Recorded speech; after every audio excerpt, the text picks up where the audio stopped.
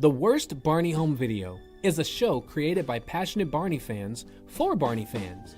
Our love and respect for the Barney franchise and the talented individuals who brought this groundbreaking show to life run deep.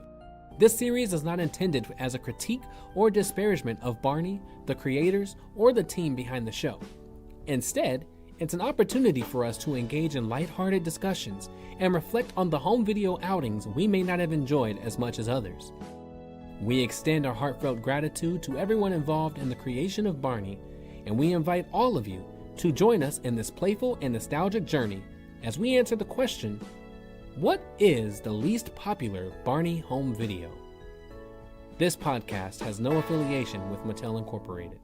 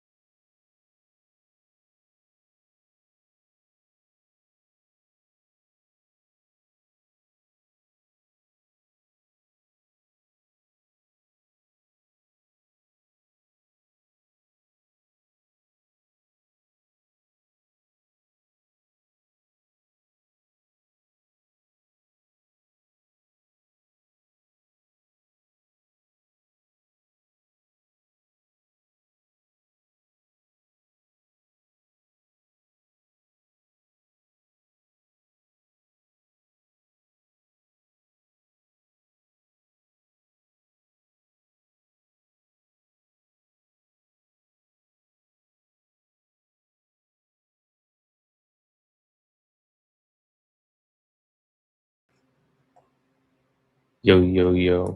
Can you guys hear me now? Let's see. Boom, you can hear me now. Okay, it's so stupid. I don't know why it was muted. It didn't show muted, but thank you. I couldn't see your guys' comments because I was reading the comments that came before. I'll repeat what I said. Someone asked if we're going to have a special guest today, but we're not. That's July 26th. So we'll announce what that is in the coming weeks, but I don't want to announce it today because then a lot of you would just ask us questions over and over again for the next month, and I don't want to deal with that. So in the coming weeks, we'll announce what that guest is. Sorry that you guys couldn't hear me before. It's going to be a double episode, so Purple Rain / the Worst Home Video stream kind of thing. The first half we'll have our special guests and we'll talk to them, and then we'll go right into the Worst Home Video stream. Brandon, I saw you on here. You say no invite again. Well, I'll tell you what. Kalen, about an hour ago, maybe less than that, said that we should bring you on, and then I would assume that he would reach out to you, but apparently he did not. So if you want to jump on the stream tonight, you can. I think there's only 3 of us anyway. So you can. Let's see. What else do we got here? Who else is on here?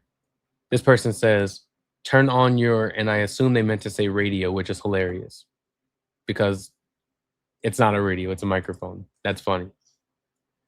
I also addressed Jalen's comment about his heart being broken. Sorry, but also welcome.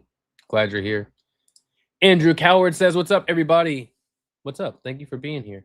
Thank you for being a member of the channel. I really appreciate that. Why were you muted? Because that's what happens when microphones are muted. I don't know. I just figured out I was muted right along with you guys. Welcome in, Omena. Thanks for being here. I'll bring in the other two people that are for sure on the stream tonight. Obviously, we have Malakai, who is somewhere. Yep. And Kaylin. Dude, the whole time I was going, yo, your mic is muted. I was ignoring I'm texting you. I'm doing everything. You weren't paying attention at all. I thought it was me because I'm on my phone. I was like, and then I went to go look, and I was like, okay, I'm not the only one that can hear him. I was paying attention. I saw you. I was ignoring you. Why are you so mean? Right. We I don't know what you guys want to talk about. Malakai, is your stuff good? I'm good. Yes. Dope. Kaylin, you jumped in after the stream started, so I don't know what you want to talk about today. Hedge is not going to be here, I don't think, because he needs to rest up and take care of himself. So it's just us three, I believe, unless Brandon decides he wants to jump in. Come on in.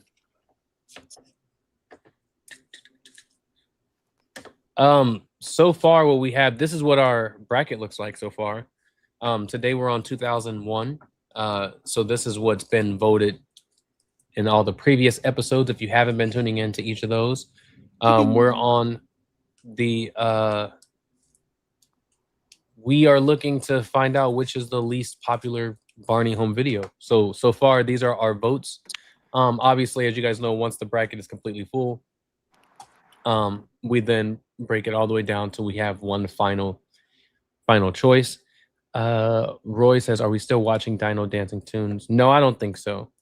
We were going to watch it mainly because Hedge hadn't seen it. And we could technically do that, but we've all, I think, Kaylin, have you seen Dino Dancing Tunes? Of course. Yeah, so we've all seen it, so I don't think there's a reason for us to watch it. Also, it's just a hassle of like trying to stream it here, and then maybe it gets flagged for copyright, maybe it doesn't. Going over to Twitch, it's just, I don't want to do that. What is so funny? Oh my god! Just you walking in like wherever you are. Dude, I'm just trying to get home. At least I'm here. That's dedication. I know. It's just like it looks like you're walking through like a Kmart or something. Brandon, if you still have the link that we sent you before, it's the same one. If you want to jump in, you can. All right. He says. Hedge deserves a break, though, after that banger vid he dropped. Yes. Yes, he did. Yeah, if people haven't seen his most recent video, go ahead and watch it. He covered a lot of stuff that if you're not in the Barney History fans group, things have been popping up. There's random t-shirts that are available through Amazon right now that are like officially licensed products. Someone went through the Dallas archives and found a bunch of photos from 1990 with the original Barney suit at a radio event. So those pictures came out and was on History Fans.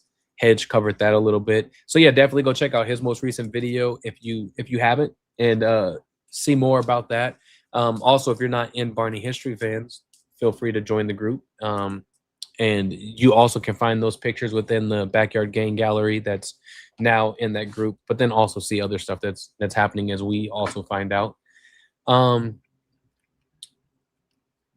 Jason says, whenever it can fit in Quran, we can bring up that reel I mentioned to you on Messenger yesterday.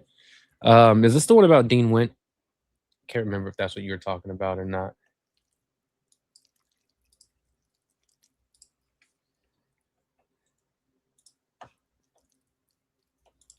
I gotta pull it up and take a look. I can't remember. Kaylin, I don't remember what your agenda was, but we can go through that if you want. You basically talked about it all. I mean, we can show the photos of that radio event. It's fascinating to me how long they kept that suit until like it started like really visibly deteriorating. I hope I said that right. Yeah, I just think it's also fascinating how Barney's image was like changing rapidly over time, and the more his image was changing, the less I guess accurate that suit was in terms of how he was when those videos were the newer videos were coming out. So yeah, I assume that you're about to share them, but yeah, I saw it. It was a shock to me. You also shared something recently from like a live show, right? That sing along with what it was that Yeah. Leah and Brian. I am almost positive it's another image from that that random school show they did in 1990 with the second Barney suit. It was them in the Backyard Gang on like some school stage. We've only ever seen like 1 or 2 pictures. I think it's 2 pictures. One kind of them on the stage, but then another one of a cast photo where the costume is just in complete darkness. And that bear, wasn't that bear in the picture too? Yeah. And they both look scary as hell. I didn't find those. There's a guy named Alexander who is on Barney History Fans, who shared with me a Google Drive of photos that he's been finding. He was the one who found this photo. I do want to point out this photo right here is an AI enhanced photo. I didn't realize that's the one I shared first. I put it through an enhancer not to alter anything about the image. So nothing is different from the regular image. It's just more less fuzzy. So you can kind of see more of how the suit was deteriorating and things over time. So welcome in, Brandon. So I didn't find those. Hey. But I am the one that's posting them right now. So all the credit goes to him. I don't know. He doesn't even know. He's just finding them, so he doesn't really have much information on them. But yeah, there was a black and white photo, I think from a newspaper or something like that, of that sing-along show. It's him, it's Barney, Michael, and Lucy that's in that photo that you can see also on History Fans. So yeah, it's super cool stuff because we never see much of Backyard Gang anymore. It's always the same old stuff usually. And stuff that does exist, you know, is being gate-capped or those kind of things. So it's cool to find new stuff. I definitely of all time. I hope we start getting like footage of stuff like that too. It'll be nice. Barney, I wonder what that kid is doing back there. That kid, yeah, right behind Barney. There. I'm just not noticing that. That's why that's what the guy is looking at. So everybody, people were like, "The guy's weird. What is he looking at back there?" But he was paying attention. I'm almost sure it's probably his kid or something. The kid's still there. Kids are always kid tugging it. Yeah, kids are always fascinated with Barney's tail. You guys, Brandon, I'm sure you know, and Malakai from having a Barney suit. Like, if you ever put it out in public with somebody, kids are fascinated by like messing with the tail and things like that. Like the tail and the mouth, especially. Yeah, I can feel it getting tugged, or like when I hit a kid. Yep, for sure. Someone said, yeah, you could just see the sweat, the sweat stains from the poor guy. And that's another thing people kept pointing out that was also fascinating to me is how tiny David Voss is in that Barney suit. Like, he's eye level with any average man. I'm almost positive it. Well, I think it's Joyner. If it's 1990, it's probably Joyner in there. I don't think it's Joyner didn't come till 91 though. That's true. Yeah, that's right. Voss was in the suit at least in the 89 during those videos, so I would assume it's still him. You know what this might be? Let's say it's Carrie. No, he didn't. Or that one lady that they said they hired, and she. That's what I was just about to mention. It might be that lady that they hired originally. But I think that would have been covered in the paper. That like Barney couldn't stand. I had a thought because that lady. What was that little girl's name that had the picture with the Barney suit? She was like in Barney in concert. She was pictured with that suit. Yeah, I don't remember her name, but I know who you're talking about. Yeah, it was like the lady Wasn't she in from the History Fans? yes, and then like that lady ended up working with Cheryl and Neiman Marcus, and eventually they stored that suit in their Sloane garage. Coleman. Not Sloane Coleman, it was another lady. Oh, okay.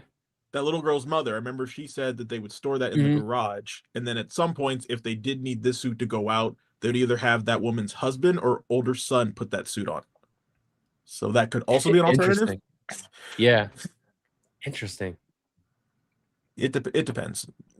It's kind of, we were saying like it's fascinating the fact that it was still around in 90, even though they had the other suit. But then I also was thinking like, if you guys remember the very early years, they didn't just get rid of the suits. Like we assumed every time there was a new one on screen, the other ones were gone. But we saw that picture of like Irene Corey's workshop where you had the season 1 and 2 suit with the season 4 suits. You guys remember that photo? That like they're just There's it a was picture of 3 them of them. hanging. Yeah, they're hanging up. No, Yeah. On it was 2 season 3 suits. No, I No, remember. those were It season was 4 suits Was it? with the season 1 suit. That looked like the one they took on like Big Surprise for that first leg. Huh. Mm-hmm. Yeah, the like super wide mouth and stuff. Yeah, that nasty looking, Yeah. nasty looking thing.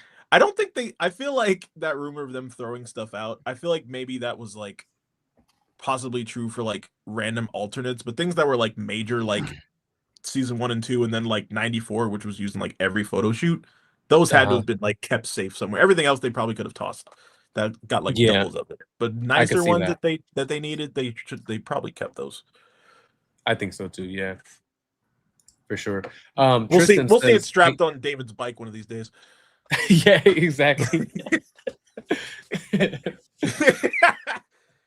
Tristan asks, "How's it going over there at Sesame Street lately?"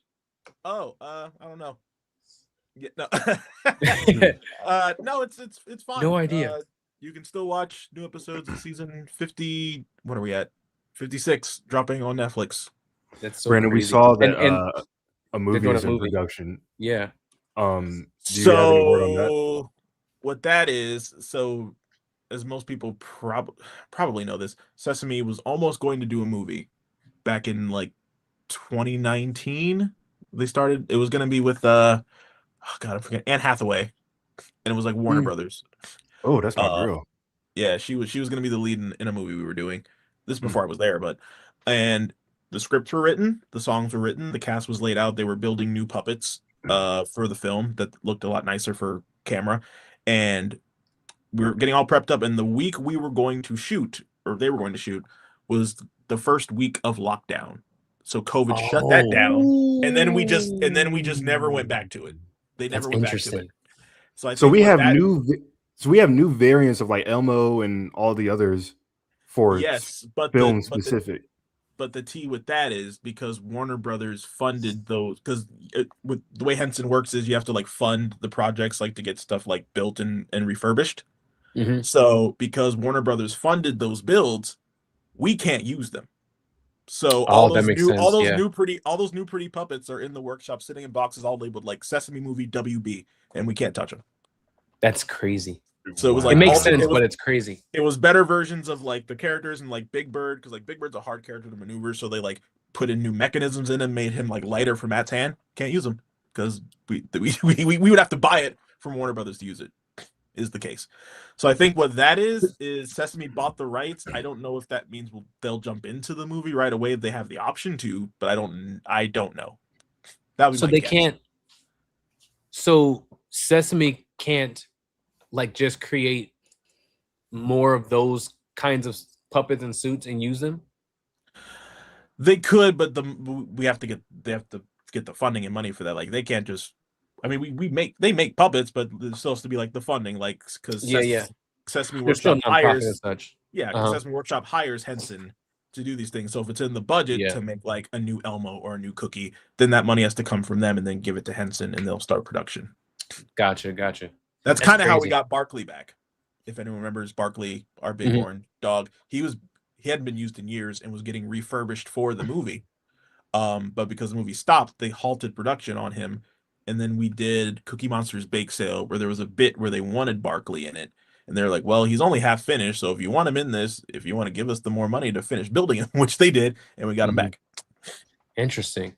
That's cool. Yeah, Well, me that's and Karan cool. Yeah. we were discussing like ideas and synopsises for this movie. I would like them very much to do what they did like with the original Muppets movie. Like let's have an origin story for each of these characters and how they uh developed this community that and called it, Sesame Street. He thinks in which, I saw your point, Karan, of like the whole, well, they're gonna market Elmo and Zoe and the others as like the core featurette of the movie, so they're not gonna do that. But I think that would be interesting. I think a movie is a good way to blend a lot of the characters together. I mean, like, we kind of saw the evolution of character perspectives with the movies. Like, you had Follow That Bird, which I think is one of the best, not Sesame movies. I think it's one of the best Muppet movies. It's a Muppet movie. Um, and then Elmo and Grouchland, which was fine. I don't have too many fond memories of that. But, and I don't know what the premise of our original movie was supposed to be. I'm pretty sure probably Elmo was the lead. But, Or there at least had a pretty big part. I believe there was at least A pretty big one- check. I believe there was like one big solo like Big Bird song that was going to be in this film. So Big Bird had a role. It would be good to see him more because he's kind of just became a supporting character in the last decade. Yeah, It'd be nice to see him more prominent. He's making money by selling his feathers now. Yeah, there you go. Okay, let's see. Jason says the reel I mentioned to you, Crown, was just another one that Dean. Oh yeah, okay. We can spend 5 minutes talking about Dean and his weird fetish with Selena and Demi. I think we talked about it enough before. But okay, this brings me to a good point. So Jason is the one that I had to tell this to in History Fans. So obviously this stream is Barney related, Barney focused, but it is not a Barney History Fans thing. So the stuff that we talk about here, inside jokes or whatever else, can't translate over into Barney History Fans. So you can't go over there making statuses about how odd it is that Dean is fascinating over Selena and Demi. We can't do that. Please don't, because mind you, his last coworkers are also in that group as well, and they could easily matter how tell weird what's it going is. on. Yeah. We leave that over here on this platform. But it is weird. I'm not going to touch this conversation. Nope, me neither. I don't want to say much more about it. I think that's enough. I have my own opinions on what's happening right now. I saw that video he did. Which one? The one that's now deleted, I think. I think talking about how he got Barney or Oh his yeah, story yeah, becoming yeah. Barney. He deleted it. What initially set the fire? Yeah, and I saw it's deleted now. I was trying to find it Is it? yesterday, and it said taken down. I sent it in one of my other group chats, and it was like Oh, taken down man. by upload. I was like, Yikes. I don't know. Okay. Good for him. Good for him for coming back out into the woodworks and talking about Barney. Yeah. Yeah. I don't know if there's there's nothing more to say. I don't think it's more or to less a fetish. I think about that. I think he's using those two as a means to get himself out there, because everyone knows by this point, like, it's better left unsaid that Bob has more of a following, both from this community and like from the public as well, of Yeah. like, the conventions he goes to, his appearance on social media. Like, for the most part, everyone knows him as the original voice and the voice of Barney. And with him, I don't know if he's struggling to find voice work right now. I know I am sometimes, but it's just depending on the people I contract with. With him, I don't know what's going on other than I need money for these cameo appearances that I'm doing, and I need to start promoting that. Ooh, the people who grow up with my seasons of the show are older now. What if I just steal that audience and make it my own, and also remind them that two of the most famous people who would ever played on that show are two people who probably barely even remember their time on that show, and probably don't barely even care to remember who he is. Yeah. There's definitely a fan base for that, and when I was with Bob at his table during that convention, there was at least maybe 2 or 3 people that came up and said, "You worked with Selena and Demi," and he would say no. And I think out of those 3 people, 2 of them, after he said no, like, walked away, and one was just like didn't know where to take the conversation from there. It was like, "Oh, you're not that Barney." It's like, no, but he's the He's the Barney. It makes sense though if you think, because I mean, you think about it now. Kids who were watching Dean's era of Barney are adults now also who probably had never, if they didn't stick with the series after they got to that age that you're too old for it, they wouldn't know of Bob, right? If they didn't, it sounds weird to think that there's a population of people who never owned those previous home videos or things, but it is a thing where you only saw hit era because that's what you grew up through, and then you got too old and there's no reason for you to ever go back and look. Yeah, it's Or such you a got strange thing to think about, but You got the people that had cable, but some people didn't have Sprout or knew what Sprout was. They only had a PBS channel. So if Barney was still airing, it was only airing the newer episodes of Park as it was going on, or it was airing older episodes. Okay, yeah, I was about to say, yeah. Sometimes it was reruns. Mostly it was, like you said. And there was like, at least for me, I don't know if it was like for you guys in your area, but I remember my Sprout network, they would air like season 1 through like maybe 3 episodes of Barney.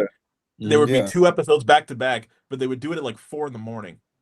Yes, randomly. They would do 3 a.m. and 4 a.m. and then again at 6 and 9 a.m. But it was weird how they would do it, because in the middle of the night they would do the season 1, 2, or 3, but then at 9 they would do like a Park or a Lyric era. It was it was strange how they did it, and they didn't even start, like when Sprout first came out, they didn't even start airing 1, 2, and 3. That was like a later thing they did. No, this was like when PBS was airing like season 13. They started airing 1 through 3. 9. It was like 2007, 2008 when they first started it, because when Sprout first started, it was only doing season 4 through 6 and the Park stuff. They weren't even touching the previous stuff before that.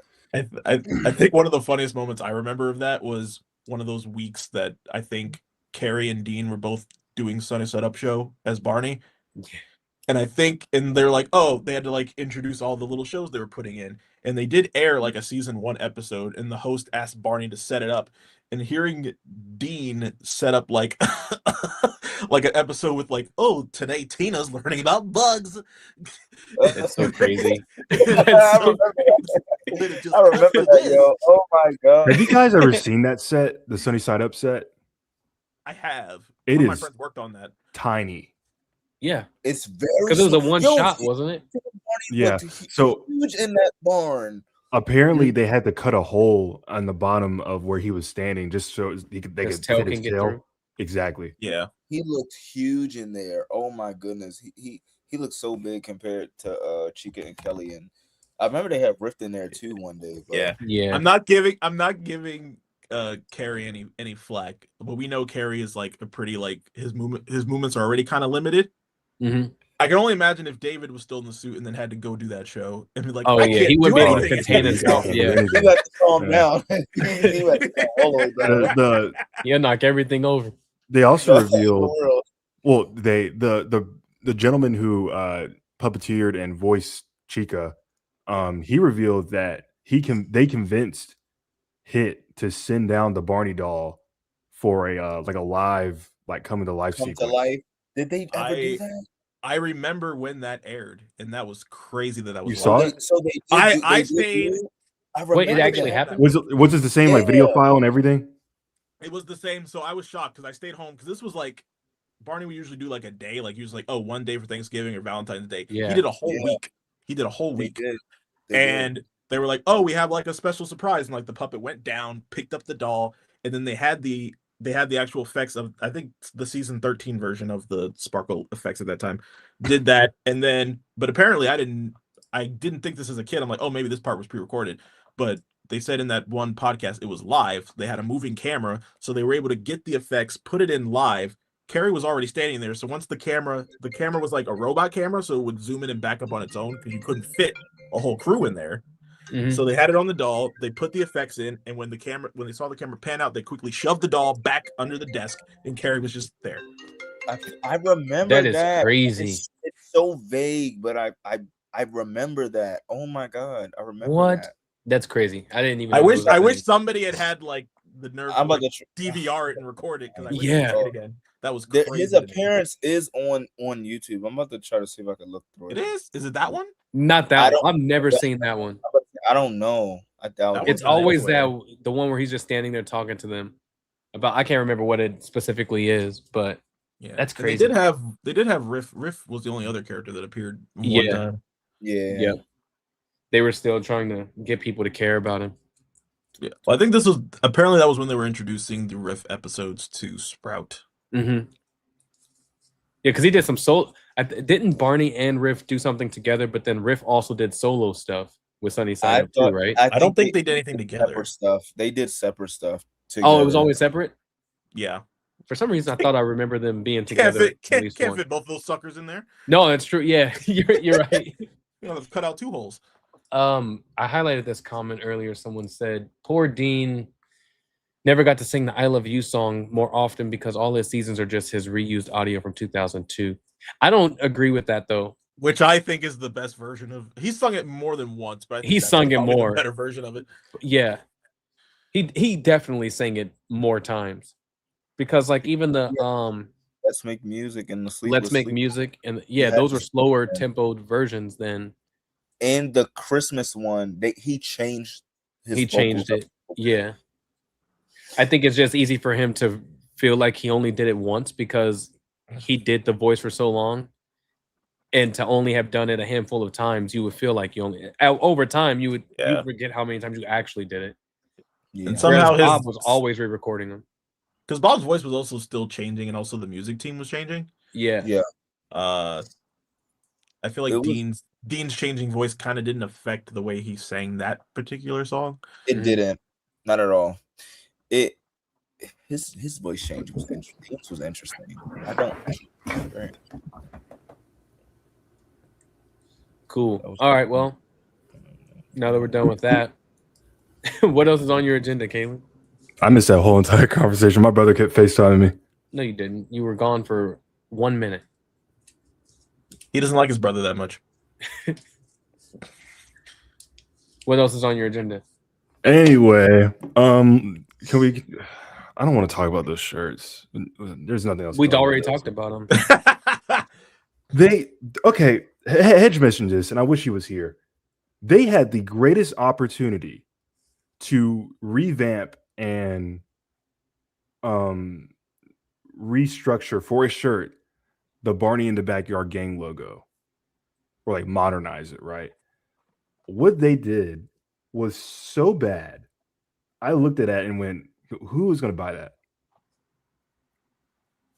Because I like the idea of like the faded look. You know what I mean? Like I like the kind of faded print. Like I always kind of like those shirts. Whenever they have like a oversized, like kind of faded shirt, I kind of like that. I'll buy one or two. But the design is so off. And one of the shirts, it has like that LA font, like you know, we get for tattoos and stuff like that. And it, how do I explain it? It's his name in that font that kind of goes around his head, right? And then there's a description on the bottom, which from a distance looks like the Barney theme song, because it looks like Barney is blah blah blah blah blah blah blah blah blah blah blah. What it's describing Barney as a corporation would describe him to, like, I don't know, some random person who doesn't know what Barney is. That, or like a partnership, like they have to explain who Barney is so they can, you know, get that sale and get that, you know, that license fee. It's one reason why I hate it, because one, no average person who doesn't like Barney is going to buy those shirts. So that means you're selling these shirts to a fan community who's already very aware of who Barney is, with a blurb on the front of it explaining what Barney is. It's the dumbest thing. It's so stupid. I hate when corporations take over, you know, independent things or anything that they didn't have a part in, and then they start like changing things or doing things that they think make sense that just doesn't. Or pretending that they made it in the first place. Yeah. It's really annoying. But if you like those shirts, if you want them, they're on Amazon. If you're in Barney History fans, I found the links to them. There's more than just the ones that initially were posted. So yeah, You can find those if you want them. Here's one. So there's a crew neck of the overused Barney stock image of him going, right? And there's two. They initialize the "I Love You" song. So one side says ILU, or I'm sorry, ILY, and then the other says YLM. And the description in the middle reads, Barney is the lovable, huggable purple dinosaur that has inspired a generation and left a lasting impact on pop culture. Again, that is the description a corporation would say to like a business to try to like get, like I said, a sale or that's on the back of a tape or exactly clutch tag. But again, from a distance, it looks like Barney's World. But from a distance, it looks like Barney is a dinosaur. You know what I mean? It's like, hilarious to me that they say inspired a generation. As if it wasn't like this multi-generation. Just one. No, just one. Yeah. Who inspired a generation. He lost us Generation 4. All right, what else do you got, Kaylin? That was about it. I don't really have anything else. We can talk about your new video. Come on in. What, Perfectly Purple? Yes. Okay. On the lovely. All right. What do you want to talk? What do you want to talk about? If you guys haven't seen it, I started a new series called Perfectly Purple, from PBS to pop culture, and it's just a series of episodes where I just kind of look at all the moments that Barney was mentioned, referenced, slightly referenced, showed up in the background of pop culture. So through animation, comic books, music, sitcoms, movies, all of that stuff. So the first episode came out on Friday, I think, which is doing pretty well there. It's just more of an introductory to what the series will be as a whole. The next episode that comes out, I'm currently researching right now but it's all a focus on animation. So any of the times Barney was mentioned or referenced in animation, and not meaning specifically like them saying Barney or it's a purple and green dinosaur, but there's been moments also where it's very obviously a reference to Barney, even though it's a different kind of animal or character or color concept. It was an idea I was going to pass off to Hedge at one point, but then I was like, man, I think it'd be cool if I just kind of do it myself. And so I started working on it, and it's been getting some good feedback so far. I'm really excited, though, to find more references, because we obviously know there's a pop culture page on Barney Wiki. Some of the references that's there, I don't agree that are actually references of Barney, so I'll talk about those too.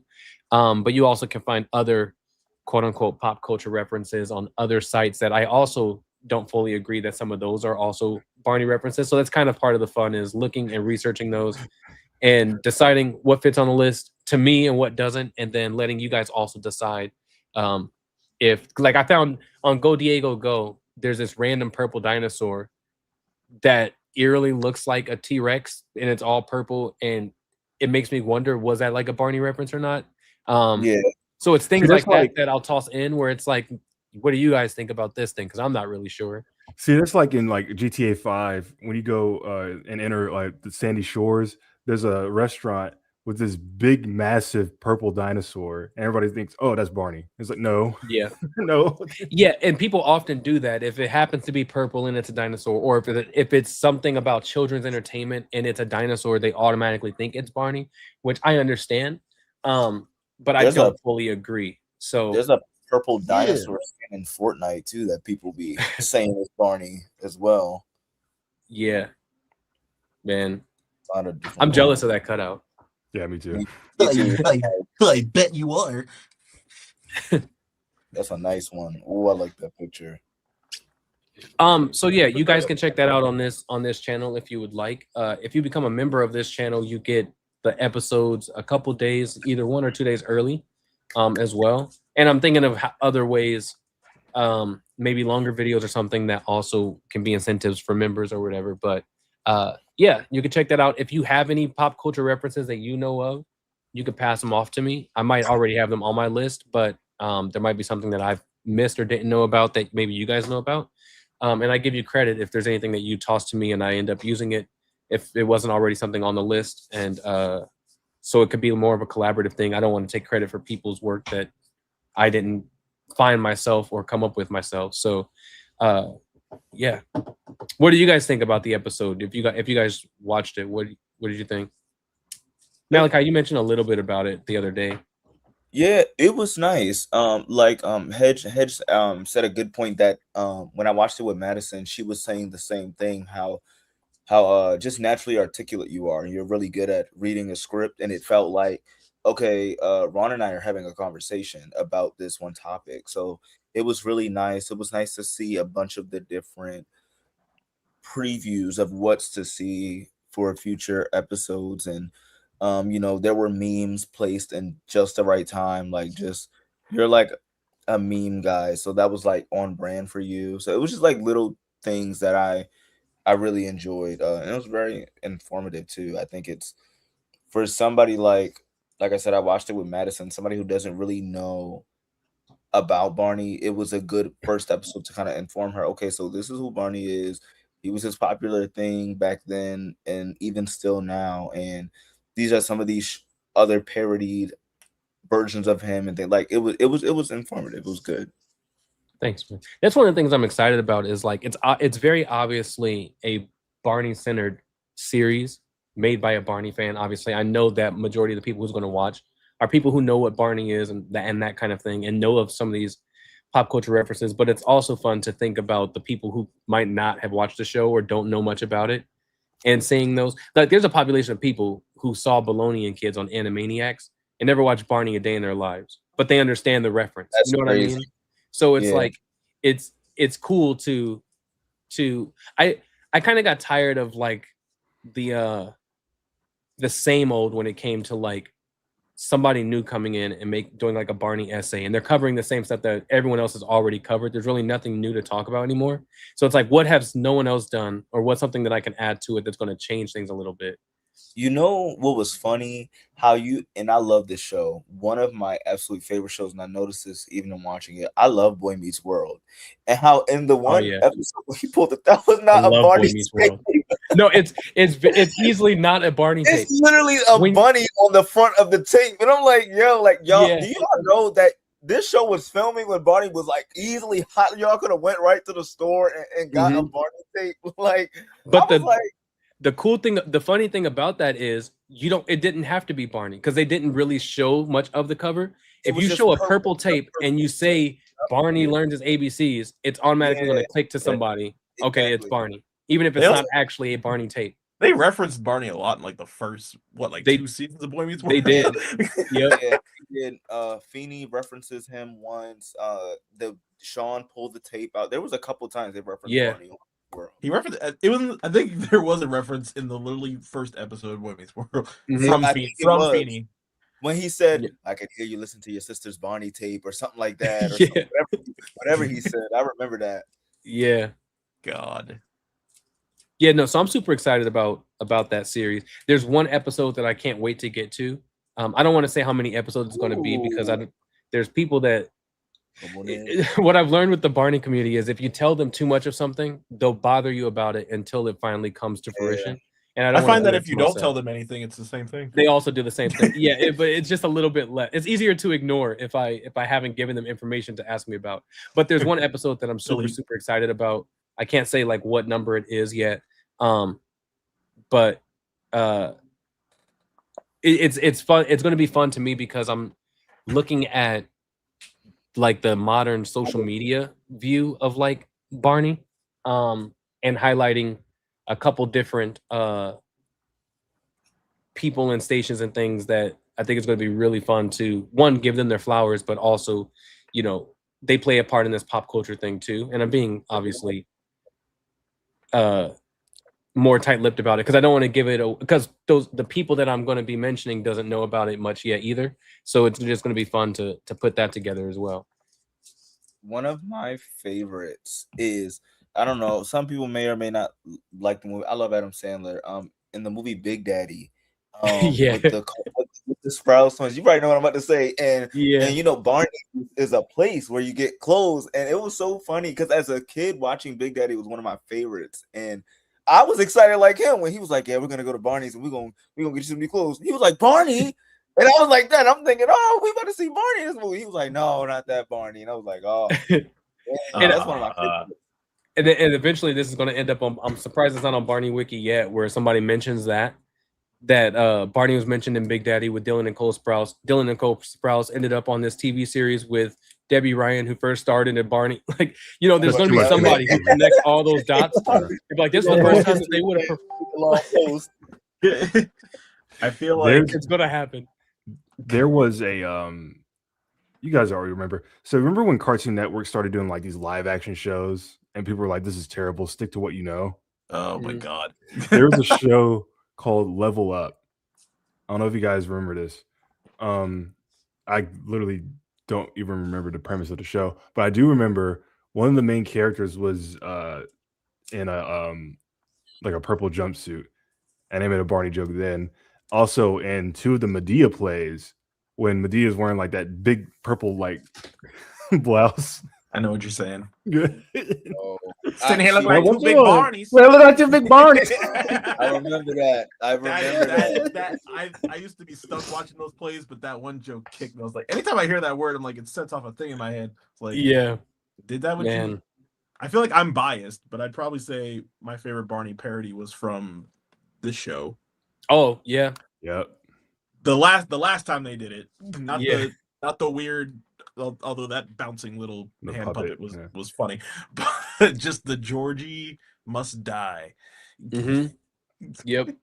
I don't know if you'll ever like touch on this, but that's this. I can't even pronounce the word. Death to Smoochie popped on my feed, my streaming feed the other day. I've yet to watch it, but I hear it's good and like the narrative is trying to tell. Nearly every Barney cast or crew member appreciates that movie to some extent. Really? Yeah. Steve White loves it. Steve, Fred Holmes, like there's a handful of them that I've talked to before who they love that movie. Because one thing that I've talked about a little bit in the first episode of my series that I'll talk about more as like we go along and look at references is a lot of the time they weren't even making fun of Barney. They were making fun of like in Animaniacs. I'm going to give a little bit of what I talk about in the next episode away, but in Animaniacs, they're not making fun of Barney. They're making fun of how parents are annoyed by Barney, right? It's not making fun. Like they had some sense of respect for the show. Same with in Recess, there's a Barney kind of figure, and it's not a joke on Barney. It's highlighting how kids love and adore and cling to this children's character. You know what I mean? So a lot of times we hear Barney parodies or references, and like we automatically assume it's coming from a place of malice or like they just didn't like the character. But a lot of times they were looking at that's a flex though. They were referencing him from different angles, not just like, oh, this character's annoying. But in Animaniacs, like I said, the adults don't like this character, but you can see in the show the kids adore that character, right? So I think that's why some people from the Barney world who are actually on the show, they can appreciate Death to Smoochie because it's very obviously a parody, you know, to some degree of like Barney and that whole idea of children's TV. But you can see, at least to me, this seems to like be some sort of level of respect for that series and the people who worked on it through that movie, which is why I can see why some of them would still appreciate it. Yeah. If a parody is tasteful, then I think people can get it. Yeah. You can tell when something's being malicious. If it's just Eddie Murphy is yeah. Don't have to finish that sentence. Yes. Yep. Cool. All right. Well, anything else you guys want to talk about? I don't think anything else has happened. Global warming, is that a thing? Can we talk about that? No, that's not. Michael that's is not officially real. the highest grossing biopic of all time. Let's go. Hell yeah. Speaking of Yes, it Barney, is. hell yeah, Michael course it Jackson is. movie. Yeah. Great segue. Yep. Right. Oh my god, that's another thing in my brain is those like old like YouTube videos of like people having those Barney suits in like Mexico. And I just remember this old video of one of them getting its head taken off and somebody's like cosplaying as Michael Jackson underneath. Yeah. It's like I think this was like I used to hate looking at those. Oh, it was like 2000. It wasn't a picture, it was a video. and it was like cosplaying it. Like this was 2006, I think. It was like he was hiding out for a while. Nobody knew where he was. Like that's where he was. He's been playing Barney this whole time. That's hilarious. Somebody publicly made a parallel between Barney and Michael Jackson, and honestly, you can't really argue with it. I mean, two iconic figures. One, obviously a real person, and the other is, a children's character who wanted nothing more than to spread love around the world and was which demonized for it. That'd be fire seeing them together. Oh man, that'd be fire. Like, what would they do? I don't know, but that'd be tough. Yeah, we're talking about MJ. Yeah, Michael Jordan and Barney. Yeah, I could see that. That's damn near who that kid was in season 11 playing basketball with BJ and Riff. They were so amazed. I'm like, man, come on! About him doing layups. Yeah, I love when they throw that in that freaking dancing episode. I love when they throw an older black kid with Barney. Just random, random. Voice was deep and raspy. I don't know what. That kid did an interview. That kid did an interview a few years ago. He was ugliest shoes from Walmart. He's an All-American. He's an All-American? Yep. Okay. He did an interview and he was saying how like his friends were clowning on him for being on the show, and apparently he got like a huge payday. Of course he did. He did. Yeah. The dancing kid or the babasketball kid? The dancing kid. The dancing kid. Yeah. Well, he had to dance with Carrot. No, I'm kidding. They said, okay, this whole scene is dependent on you. It really was. Look, this white guy can't really dance, so we're gonna. I appreciated when he did the like heel toe or whatever it was. I was like, man, look at this guy. He's getting down on the musical stepping stones. Oh, I like Adam do the. Oh no, go ahead, Kayla. There is a comparison. Remember, Barney did Thriller during the Halloween. And the Halloween thing, yeah, albeit bad. And I guess Isaiah did bring up this. We forgot about this. So we could talk about this real quick. I don't know if you guys saw in Barney History Fans, someone posted a screenshot from a TikTok video of a comment. Now, the TikTok video was, if you guys have ever seen A Very Merry Christmas, the worst Barney Christmas movie they did, but it was like the last video. There's a little girl that's on there. She only appeared in that video. She made a TikTok video recently of her showing her like infant, her on Barney. And someone commented saying that their dad was the original voice of Barney. And a lot of people believed it and all this stuff. But it's a guy no one has ever heard of. Even Bob Singleton commented on the post and was like, not true. Because I was there. Because she tried to say like he still had the head from the suit and he was the original voice. And it's like, oh, that's crazy. So which country did this person live in? This one. And so I responded to them on TikTok and I was like, I just told them that they were lying. I was like, either you're lying or like you're like confusing facts or something, and they never responded to me. But one, you obviously can't have the head of the suit unless you have the entire suit, which is not a thing.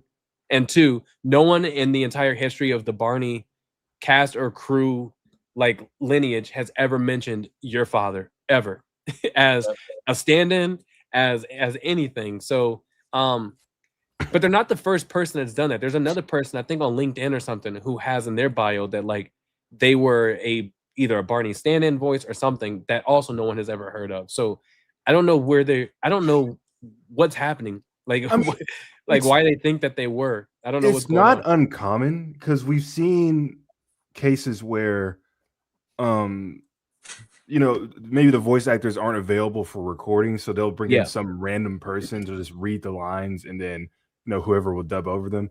Malakai, you showed us a screener the other night on a phone call where we heard voices that were not the little dinos, right? What? I'm so confused. What am I talking about? This man was having a dream. You're just like that girl in the chat. You're just full of crap. You're just coming up with stories, yeah. You don't know. Malakai, I swear you had a screener of like My Party with Barney, and it sounded. I do have it, but okay, it sounded like someone completely different was doing Baby Bob's voice. No, well, that was me. I was playing. That wasn't the TV. I was mocking her. Yeah, turn your camera back on. Karan did it too. Karan literally did it too. You were mocking her. No, gotta- yeah, come back in here, Kaylin. We got to see who screwed up. Get your camera back on. Kayla, it's okay. It's okay. Man, But no, Kayla not wrong. I don't think Kayla wrong because people probably audition to be Barney and just be lying. Like, oh yeah, like I was a backup voice. Oh yeah, Oh, like I man. did this. That's you funny. probably just audition and get nothing. Like, no, that's hilarious. that is, My name's David Franks. I did Regis and Kelly. Yeah. he was. Hi, what's your terrible. name? However, he's a John terrible Delaney. voice, and I blame Bob West. Whoa. Shame on Bob. We can't blame Because Bob for stuff. yeah, oh no. Bob, I remember Bob saying on one of his streams one time that like there was a list of people that was like auditioning to be Barney's voice as stand-ins and things like that, like for tours and all that different stuff. And he said that he consulted on who they should choose. So if he had any say on them choosing David Franks, terrible choice. Because he just does not sound he just But he doesn't sound good. I don't actually blame Bob West, obviously, but he did say that he consulted a little bit on some of those voices during the 90s. Okay, what Isaiah is talking about, that is somewhat true. So how do you say his name? Mouskowitz, yeah. Yeah. I don't know who that is. He revealed on a podcast a few years ago that he had auditioned right when Bob had left. Man had to hide in shit. Yep. He had auditioned when Bob had left, and he thought he had got the role, so much so that he was planning to move to Dallas. But they chose Tim instead because he was the most accurate. Yeah, oh yeah, I remember him. Or Yeah. that story, yeah. Mm-hmm. He's a good voice actor, though. Is he? Can you hear his thing somewhere? Yeah, I think he still has a website. I mean, I don't want to listen to it right now, but Okay. But you're also a he does voice artist, and so I would believe you. He does a really good Yeah, Homer sounds good. Simpson, really good Kermit, something like that. His Barney voice is terrible, though. Oh. Is it? I think. Thank God. See, I think everyone's Barney's voice is terrible, unless they're like going to be just like All right, actually fine. take like I think like for us like that who can imitate Barney's voice. We didn't just do it. Like we were doing it as kids and imitating and like perfecting it, right? I think any adult who also would have went into like a Barney audition or something, their inflection and tone of like what it would be to be Barney would not be as close as it is to like Bob West, right? They would have to work on it. So if they just auditioned and maybe was close enough to get the job and then it fell through, their voice wouldn't sound as great as it probably would have been if they had the job and now they're building on it and really, really like perfecting that instrument, if that makes sense. So Yeah. I think so like even somebody like David Franks, even though he did sound terrible to us, he never did anything with Barney unless it was like some random stand-in thing that was then eventually voiced over. So he didn't really have to consistently work on that voice. You know what I mean? No. Or the fact that they said he was there as a backup voice for the tour if the tour, audio if the went tape bad. stopped. Yeah. But then it never did, so he didn't really get to do it. Right. Yeah. That's an easy check, though. Tape I mean, number yeah. you're just sitting Yeah. back Yeah. there. Just hang out. Eventually, I was like, y'all got to take him off the road eventually. If you just dragging this guy out here for nothing, just send him back to Dallas. Yeah. But his voice was inconsistent too. Like how it sounded on Wheel of Fortune. I think Wheel of Fortune is super duper. And then he did another thing. He did another news thing with a bunch of kids, and it was the '94 suit, and they were promoting Big Surprise. Mhm. And he didn't sound the same. So No, But they again- were promoting Great Adventure. But I know again, this you know, because like they showed a clip from Good Clean Fun, the movie, and on they the did. bottom it was like from Barney's Great Adventure, the Well, movie. I that was like, that's not it. that wasn't David Franks doing that interview. That was. That was Duncan. Who? Tim, No way. David Franks did the one with Regis and Kathy Lee. The other Mhm. one where they Right. showed that Good Clean Fun clip, that was Duncan Brennan doing Barney. That was him. Really? like early Duncan. When he was like, I don't have any money.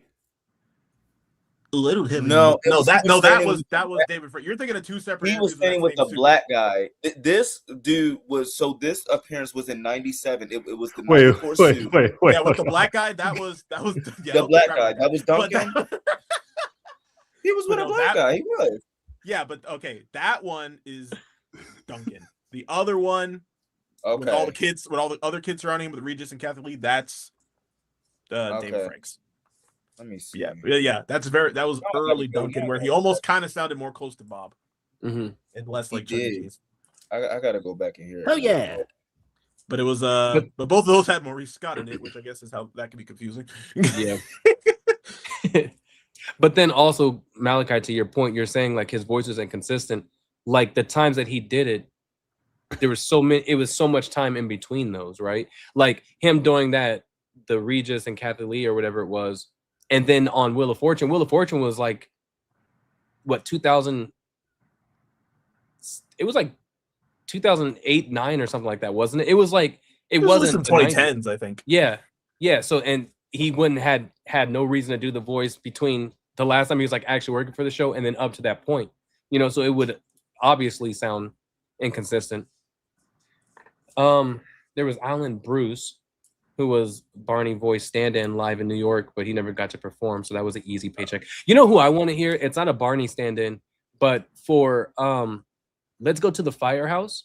There's a portion of that video when they were filming that Julie Johnson was gone for a show or something, and they had a different stand-in than Carol Farabee, who filled in as Baby Bop, and Julie Johnson then dubbed over it later. I can't remember what her name is. I have to find it. But we have nothing with her voice at all. I wonder what her voice sounded like. Carol Farabee? No, it was a different. That's what I was saying. It wasn't Carol Farabee. It was a different lady during 2006 when they were doing Let's Go to the Firehouse. There was a very small portion, not the entire movie, but I think it was actually when they were on set with Debbie Ryan out in the park, and then during the one other portion where Julie wasn't there for filming, that they had that lady stand in, and then she just dubbed it later. That girl Debbie Ryan didn't care. She said in an interview, "Yeah, I saw one of the dinosaurs smoking." Oh my god! And it was definitely Jeff Ayers. It was definitely Jeff Ayers. we have kind of like a running thing, us Barney fans that are on like Sesame before Barney's World came out. We were like, if they were to recast like Baby Bop, we were like, I feel like Leslie Carrera could do a good Baby Bop voice. Who plays Abby Cadabby? Oh yeah, I could hear that. I could hear that too. Brandon, because she wouldn't have to go too far off from the voice she already has. Yeah. No. Yeah, they're very similar. Brandon, did you know Peter Lenz was once casted to play Barney? I did know that. I just never said it publicly. That puppet show. Yuck. Oh my gosh. Puppet show that kind of looked the Barney from Dinosaurs. It made sense to me because he can almost kind of do anything, and also he's very close with Bob. Can you do a good? Well, we heard that it was impression? bad. I've never heard Peter do Barney. I've never asked him. I heard that from the I heard from the testing that it was a terrible job. But then also, again, it could also be on direction, whatever direction he was given on how to do it. That, and also, why would he need to have a perfected Barney voice? You know what I mean? That's true. Do you guys still have that puppet? Apparently, they reskinned it. We can talk about that later. Yeah, Kaylin's just going off right now. So back to answer the question. I don't know worst home video. Anything. No, you were Worst right, Brandon. video. That is Duncan. I'm sorry. I went to go listen. Okay. It's okay to be wrong. Mm-hmm. No, it is. At least you kept your camera on when you messed up. Alexa, what's the temperature outside? Yeah. I did. Stop talking to my stuff. Alexa, play WAP by Cardi B. The temperature is currently 56 degrees. We know that his Alexa's delayed, so it'll probably start playing. Who the in hell like is the next talking? 5 minutes. That's not you. Do y'all hear it? What is it playing? I don't know. That's funny. All right. Peter stood in for Elmo when Kevin Clash left. Is that what you're saying, Brandon? He did. There was a roller coaster. There was some kind of Sesame World kind of Japan thing, and there was like a live show that predated the opening of a coaster, and Elmo had a couple standout lines, and Peter did those. So he never did the puppet, I don't believe, but he stood in vocally, and it just basically sounded like Tutter. He also did a good Kermit. Who? Peter Lenz. has a good. I've never heard of Kermit, but I know he was We part of the audition process. when the most recent Muppet Show came out, we were talking about like different Kermit voices, and I found a YouTube video. Somebody put a compilation of Peter Linz's like when he had to do like press when Steve Whitmire wasn't available. Oh, I've never seen Yeah, it. it's actually really good. He was doing Kermit? Mm-hmm. I have not heard this. I mean, I assume it's probably good because his Ernie is fantastic. There Nice. you go. They're very Yeah. similar. All right, guys. What say you? We get to the reason that we're here today. Oh, we're here for something? Yeah. What are the videos that we're here for? So we're in 2001 now. For the worst No, we're home not. It's videos. 2026. The worst home videos, and we are looking at Barney's Dino Dancing Tunes. We're looking at Pajama Party, and then what's the third one? It's the only actual movie. Let's Go to the Zoo. Those are the three that we're looking at. I haven't been here since 1997. I don't know what happened. Yeah, man. So here, this is where we're at so far. These are the right, let's videos see. that has been voted as worst for their times. Okay, y'all put sing and dance. Okay, that kind of makes sense. There's kind of nothing going on. That's exactly why it ended up there. Be My Valentine. What was Be My Valentine paired with? What were the other two? Rhyme Time Rhythm, which was my vote. Hold on. It was Rhyme Time Rhythm. Rhythm. Come on over to Barney's house. Super Singing Circus. Yeah. Oh, okay. Yeah, I'd probably put that as Valentine is a as holiday well. one. To me, I wanted to go with Rhyme Time just because it just took too long. It took way too long to get to like Mother Goose's Land and all of that. And obviously it's because it was an extended episode turned into a home video. So That's it was true. just more boring, but that's where we're at. So I didn't far. find that out. I didn't find that out till years later because I only had the tape. I had never seen the episode air on TV till like Yep, Sprout era, and I was like, wait, this was the movie. Yeah, what are they doing? Why'd they cut it short? Also, They damn, leave I was out the like, I good kind of part. wish you had Mother Goose Land in the episode. Yeah, exactly.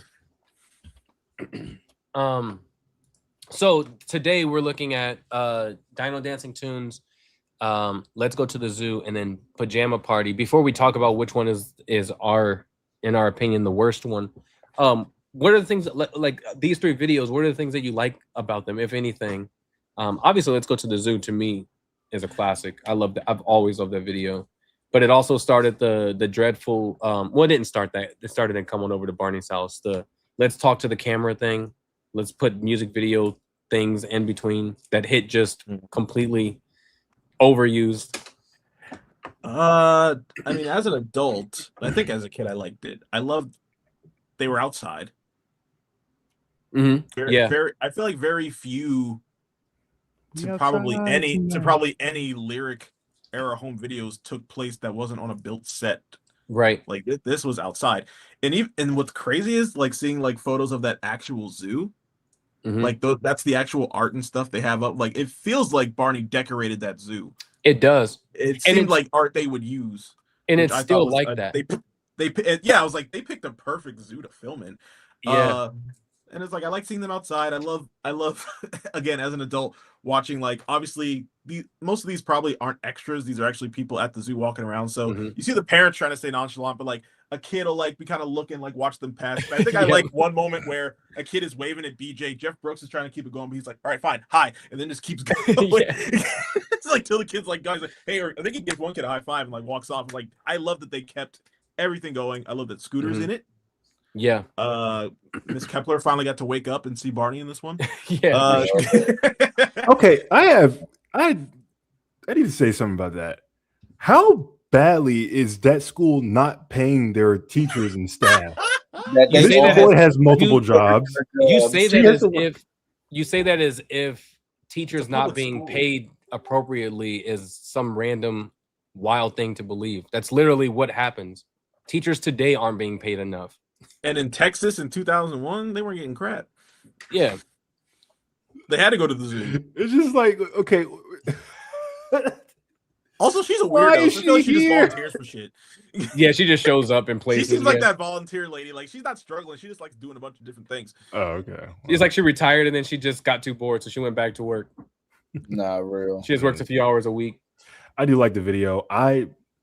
Since I was a kid, I always like hated the intro. I feel like if one of those kids had the Barney doll, And dropped it. Well, you said you hated the intro? But it's different. I loved it. It's different. I was never liked it. It was interesting. I'm like, It that's was where they come from. different. Remember, this is the guy who stayed up till midnight every time they dropped Barney's Run episodes. I'm not the only one. That's disappointing. You should There was a turn it whole off again. Discord that stayed up till 3 a.m. to watch Yep. all 12 or 10 But they didn't- episodes. They didn't what? They didn't publicly tell us. Yeah, they did. Well, I would rather see them appear that way than they started that video in like a white void and then just go. Yeah. Let's go to Like, the zoo. Come on. That's stupid. It's Or like, this is on where they the are. on the school set or something, and then traveling. Like I really like the idea of they're That would be there, interesting. and he just they just appeared.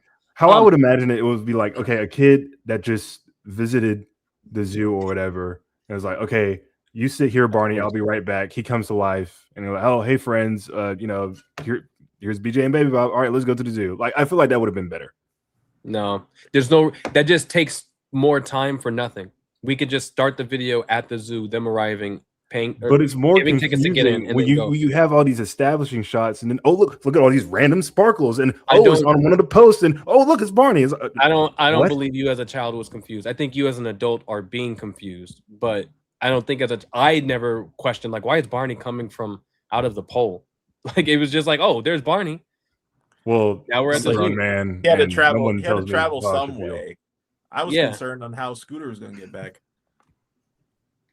I really liked it. I went to that zoo 2 years ago when I was down in Texas, and it looks exactly the same. And the urge of like we all shared the commonality of like acting the show out when we were kids. I was going to Like say, were the you walking urge around of the zoo walking with through your- there and not wanting to do the like what do we see at the zoo thing, man. No, It was so tough. don't draw But the zoo attention to looks yourself. exactly the same that it did then when they shot like they haven't changed anything. It's exactly the same. That's cool. awesome. But easily one of my favorite videos, and also because Scooter's there, that it's like I wish they used Scooter more often. Well, But anyway, what Oh, are you guys' man. thoughts on or Kaylin or Malakai? Did you have any thoughts on Zoo at all? I was just about to get my thoughts on the 3. The zoo was great. Love zoo. I feel the opposite of Kaylin. I thought the beginning was very interesting, and I'm like you, Karan. You said you like to see different things. That was different for me. It kind of seemed like the dinosaurs were on their own like field trip. So that was nice to see the whole sparkles thing, type thing. I like how even when the magic went to the pole, and when Barney flew out, they still did like they did that noise, that sound bite. That was nice. I'm an animal guy, so I like zoo anything. Yeah, me too. That's my jam. And everybody needs a nap, isn't it? Come on in. That's all right. I mean, yeah. But the other 2 are cool as well. I mean, obviously one's worse. It's The well, and song. the thing with animals too is like animals always work with kids. They do. You go to the farm or you go to the zoo or something like that. It always works, like because kids they love animals. So, and I think one of the things that appealed to me the most is the very thing that you mentioned, Brandon, earlier is like this was the first time we saw Barney actually somewhere. Like even as kids, we thought that like, oh, they're walking through the neighborhood. There was never, at least me as a kid, in my mind, I never thought of like, this isn't a real neighborhood. Like in my head as a kid, I was like, oh, they're actually walking through their neighborhood. But seeing them at the zoo, you could tell that it was something different. Same as when you saw them with like Land of Make Believe. You could tell it was just something different than what other videos had been. That was just very appealing to me. Even still as an adult, I love watching that movie every now and then, just because it's just a fun video. Right. It's the lighting. Yeah. Yeah. Those other 2. Come on in. But Pajama Party kind of. I was like, what is that? Pajama Party kind of disappoints me. Yeah. You say this with a nighttime Barney behind you. Why does it disappoint you? Well, he's exempt. Be careful what you say, Brandon. See, now that's a bad Barney voice. Now, what's happening? He actually has a Careful better what you Dean say, Barney voice, which Brandon. is terrible.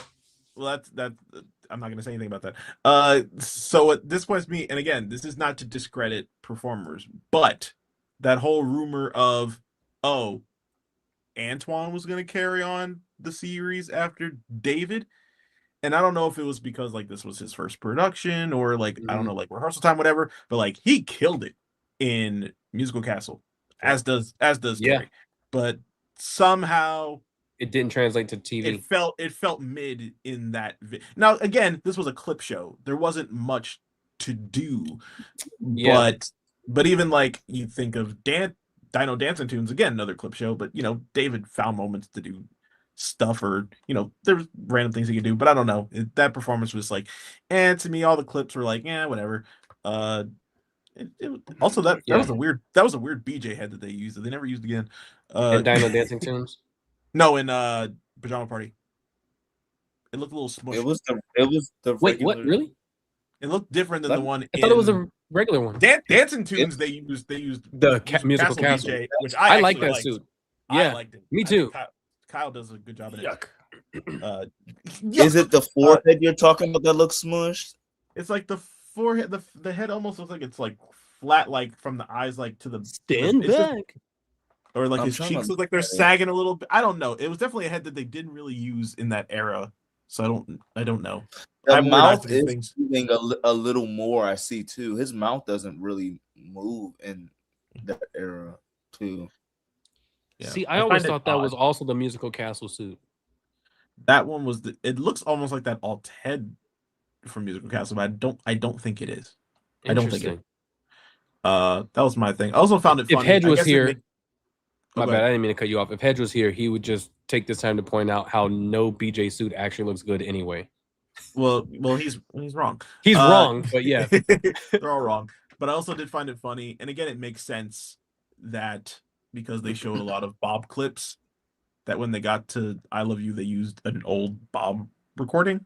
Mm-hmm. But they do that a lot because they did it in You Can Be Anything. Like I found that fun. Well, that one is more weird to me because that whole thing, all the singing in that one, Duncan and Tim, and then they used Bob.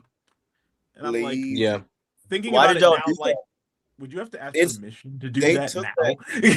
Yeah, right. It's like you're going to use your audio even though you're not working there anymore. It's the same audio from Rhyme Time Rhythm. They took it, copy and paste onto You Can Be Anything. Let's read some comments real quick. Andrew Coward says, I wore out Dino Dancing Tunes trying to figure out the clips to the videos that hadn't been released yet, not realizing they were unreleased titles.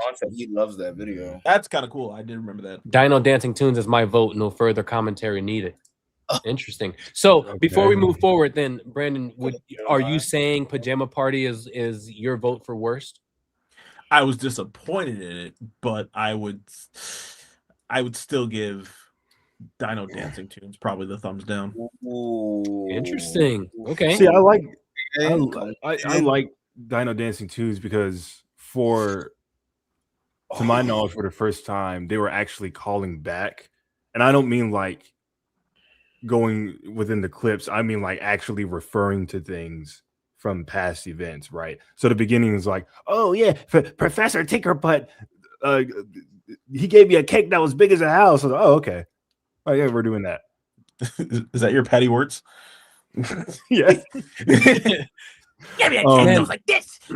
It was okay. Like, so go ahead, Kayla. Well, like it was also obviously like we didn't move on into like a Barney's House series, but I thought it was fun to have like this jukebox as like another sort of home decor situation within Barney's house because despite us not going into any rooms or anything like that, I think it's even more fun to have like little like trinkets and things around the house that you can kind of show people as well. And they brought that's that why back I don't mind it. Can you sing that song and top 20 countdown? We don't talk about those. Yeah, we don't talk about those. Well, unfortunately, we will. Well, actually, in a matter of like two episodes from now, you can count me out of that one. Those are the ones we actually wanted you to come in on. Oh well, we'll Come see. on in.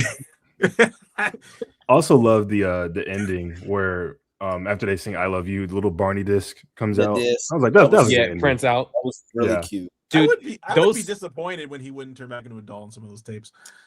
man, the sound effects from that video is embedded in my mind. Like when you It's the mentioned the hit. disc coming out, I can hear this. Like I can't replicate the it, but I hit. can hear the It's the sound hit of it. Like track. coming It sounds out. like the THX intro. Yeah, a little bit. Yeah. A lot of somebody people forgot about made THX. that. they Somebody made an edit of used that. that. They used it a lot. That was the Hit Entertainment logo sound, and they Yeah. used it. They started Hit that. and just took come up with- everything from Barney and then big They up did. Bob Made it, and Thomas. and They Kipper did. for a minute. They made their logos super colorful. Like they did all these things after they acquired Barney and then just let him die. So what's your vote then, You really use Kaylin, your imagination? for the worst My vote episode? is Pajama Video. Party. Pajama Pajama Party. Party. Whatever Pajama you Party. said. Yeah, nothing's Well- going on, really. What's a Like- pajama party? It's a yeah. The new material is so, I don't know, it just feels so dry. If that makes sense. Like they're doing stuff that like kids would more than likely do back then during a sleepover. Nowadays they'll probably be playing like what, Fortnite and making TikTok videos or whatever. Also, 3 let a.m. me defend myself real quick because I see myself getting attacked. When I say that that I don't give Pajama Party the worst thing, I say it because yes, the in between stuff is mid. I agree with what Kayla's saying. There's nothing happening, but it showed a lot of my favorite clips from episodes I liked. Yeah. That's why I'm going with that. Okay. Well, the and in between stuff is. And their episodes, it's the same way like I kind of feel with like musical scrapbook showing season 3 clips. They were clips from episodes that you just didn't have anywhere else other than that video. Yeah. Right? If you didn't have like a PBS recording or something, they weren't on VHS tapes and things. So that's the only way you got, those clips again. So I could see that. Yeah. Yeah, Antoine, I'd never mind. I never like disliked his performance. I think he just didn't know how to really operate the mouth. And that's why he did more like the with the bigger words than actually like moving towards like the syllables or whatever. But we can see that he knows how to use it when you watch like Musical Castle.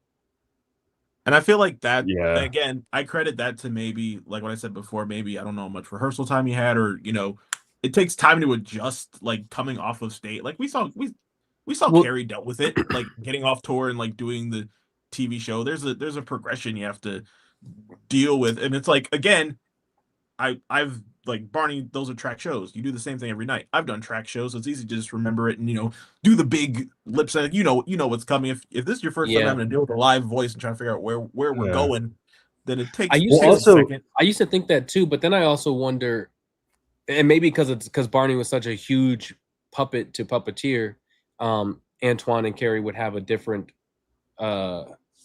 experience of bringing that from stage into a TV studio. But also in that video, and I think Pajama Party, Kyle Nelson filled in, at least on Dino Dancing Tunes he did, and it didn't seem out of place. Like he fit right in, but he was only on stage. So it's like how did he so easily? We got to remember too. It always depends on the person too, I think. In Kyle's defense, he was also doing like promotions and news events and stuff like that. So they were giving him like camera direction and stuff. So he's kind of already prepared for that. With Antoine, like you guys are saying, he's doing a show 3 times a night. So he knows what to do inside and out, right? So like, doing a stage show like that, it isn't hard really for him because he's just doing the same exact thing for what, an hour, 2 hours straight.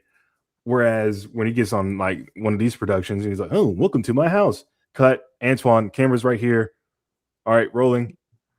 Reset. Go back to that line." You know what I mean? Like, he's probably not entirely used to that. Yeah, and doing a live show, you have to push a performance a lot more. Yeah. And it's an easy misconception. My bad, Kaylin, but it's an easy misconception if you're only a stage actor at that point to go onto a TV or film set and feel like you have to pull back, right? in which I can see them doing. You, like you were saying, Brandon, on a stage, you use the audience. You have to really make it big, so the person the furthest back can see and feel your energy. And I could see how you would go on to a much smaller set and think, okay, well, they're just cameras and things, so I don't have to be as large of life as I would on stage. When in actuality, they should have been, you know. And that's why everybody kind of scolds Carrie, because he was like a fantastic Barney on stage. And then when he gets to the TV show, and he admits it, like, yeah, I did less stuff because, you know, it was just, you know, less work or whatever. That's one thing I would love to see and I say this knowing that he obviously did a stage show at one point, twice, but I would love to see more of Joyner doing live things. You know, Joyner was fantastic at what he did, so he could easily go from TV and make that larger than life and then go to a stage and feel it. But outside of those two major home videos, we don't see a lot of stuff that he did on stage, which would be cool to see. Outside of those like little that one video he did for like the Lyric or whatever Christmas party, Lions Christmas party. Yeah, and then that open house tour that came out. Yeah, that footage, and I feel like he brought about the same amount of energy. That I feel like he did both for. I feel like he did slightly tone it down, but kept the same level. Yeah, a bit. He found a midway, which I think was good, but it felt no different. There's two things I would say about Antoine. Number one, we all know how, like, when Barney wants something to appear, when he does like magic or whatever, we know he'll either snap or like he'll do this. I hate when Antoine is. I was like, ew. Right. It takes so long. I'm like, oh god. Well, it's better than the yo. Dude, Dean literally started saying yo at the towards the end. Yo, I was offended. Yo, magic. I mean, it can't be better. It can't be better than what's the sound in Barney's World? He's like, pop, and then whatever with his finger. That's just a sound effect, though. Dean was literally saying yo. In season 13, every time that book would appear, yo. Right. The second thing is during the end, it's a tender moment, right? They sing "I Love You." BJ and Baby go into the singing banquets, you know, and they he turns out the lights. The way he like hops and the way he like jigs up the stairs to his room or whatever, I'm like, why is he walking like that? You're so nitpicky. It's funny. It felt sad. It felt sad to me watching him go to his room and the lights turn off. It was just like, oh, like, okay. It's like, are you really? Barney does spend time alone. Sometimes you need it. How does he feel when we leave? As a kid, I think I pictured as a kid he went to his room and then transforms back into the doll while he's in bed. Yeah. Hey, real quick, that room in the caboose, is that supposed to be his? No, it's a hallway. I thought about that. It's not a room, it's a hallway. He sleeps in that chair next to that desk. Because remember when that episode when they're waiting on the petting zoo, when he's like, okay, if you need me, I'll be in here. What I've always assumed, it's definitely a hallway, because you can see certain times them walk down or like come around a small corner. They also use it at the end of the season 9 episode Carrying Hearts to go to the school or whatever. They go through the hallway. I've always assumed that it's just the back of the caboose, right? They go through the front, but there's a back entrance or side entrance. So, but we see the size of that building though. It's a I don't TV know if there's show. enough square foot. I know that, but you're thinking too much. You need to stop that. Yeah. I mean, we see the size of a treehouse also. That's way too big to be in a every tree. room needs an alternative exit. Yeah, they're not going to question where it goes as long as they get out the room. But this is completely aside from this. I think we talked about it before on here, but it's an interesting concept to think. You know, they've mentioned a few different times in like the Hit era that the school is across the street. So it's an interesting concept to think that the school that Barney and them originally was at is just across the street from the park that they're currently at. You guys ever thought about that?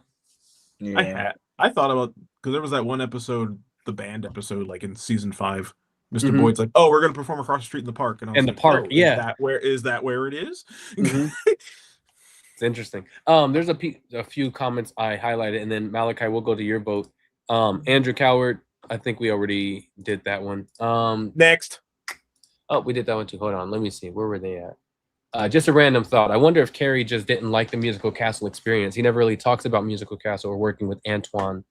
I think that I don't know that I would agree that he didn't like it, but obviously Radio City Music Hall was the biggest one of the biggest things that happened for Barney very, very early on in their run was that everybody always goes to that and Imagination Island. And I think it's just a default thing. I'm sure if you were to talk to them and bring up questions about Musical Castle, they could answer them. I mean, him and Josh Martin talk about all their time touring between Big Surprise and Musical Castle and that kind of thing.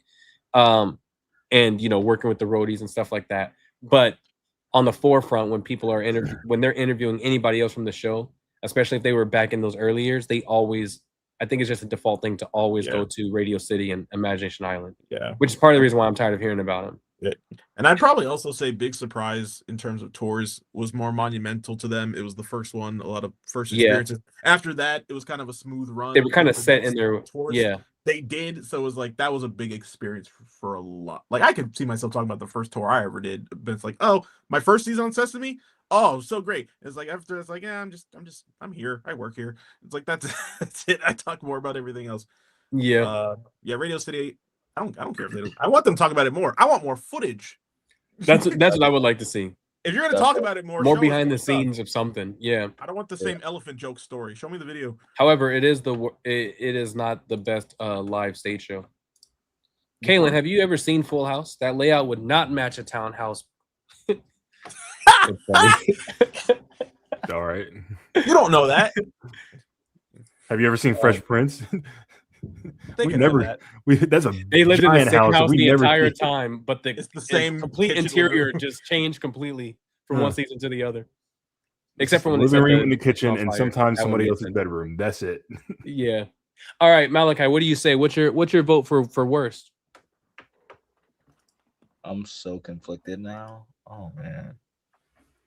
There's one right answer. Why does that have to be a right answer? Oh, there is. Stop. because we all are. I enjoyed the pajama party video.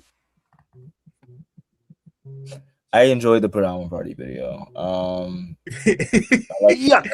Yay, Squidward's on my side. I like the that it's a story, sleepover, awesome, great.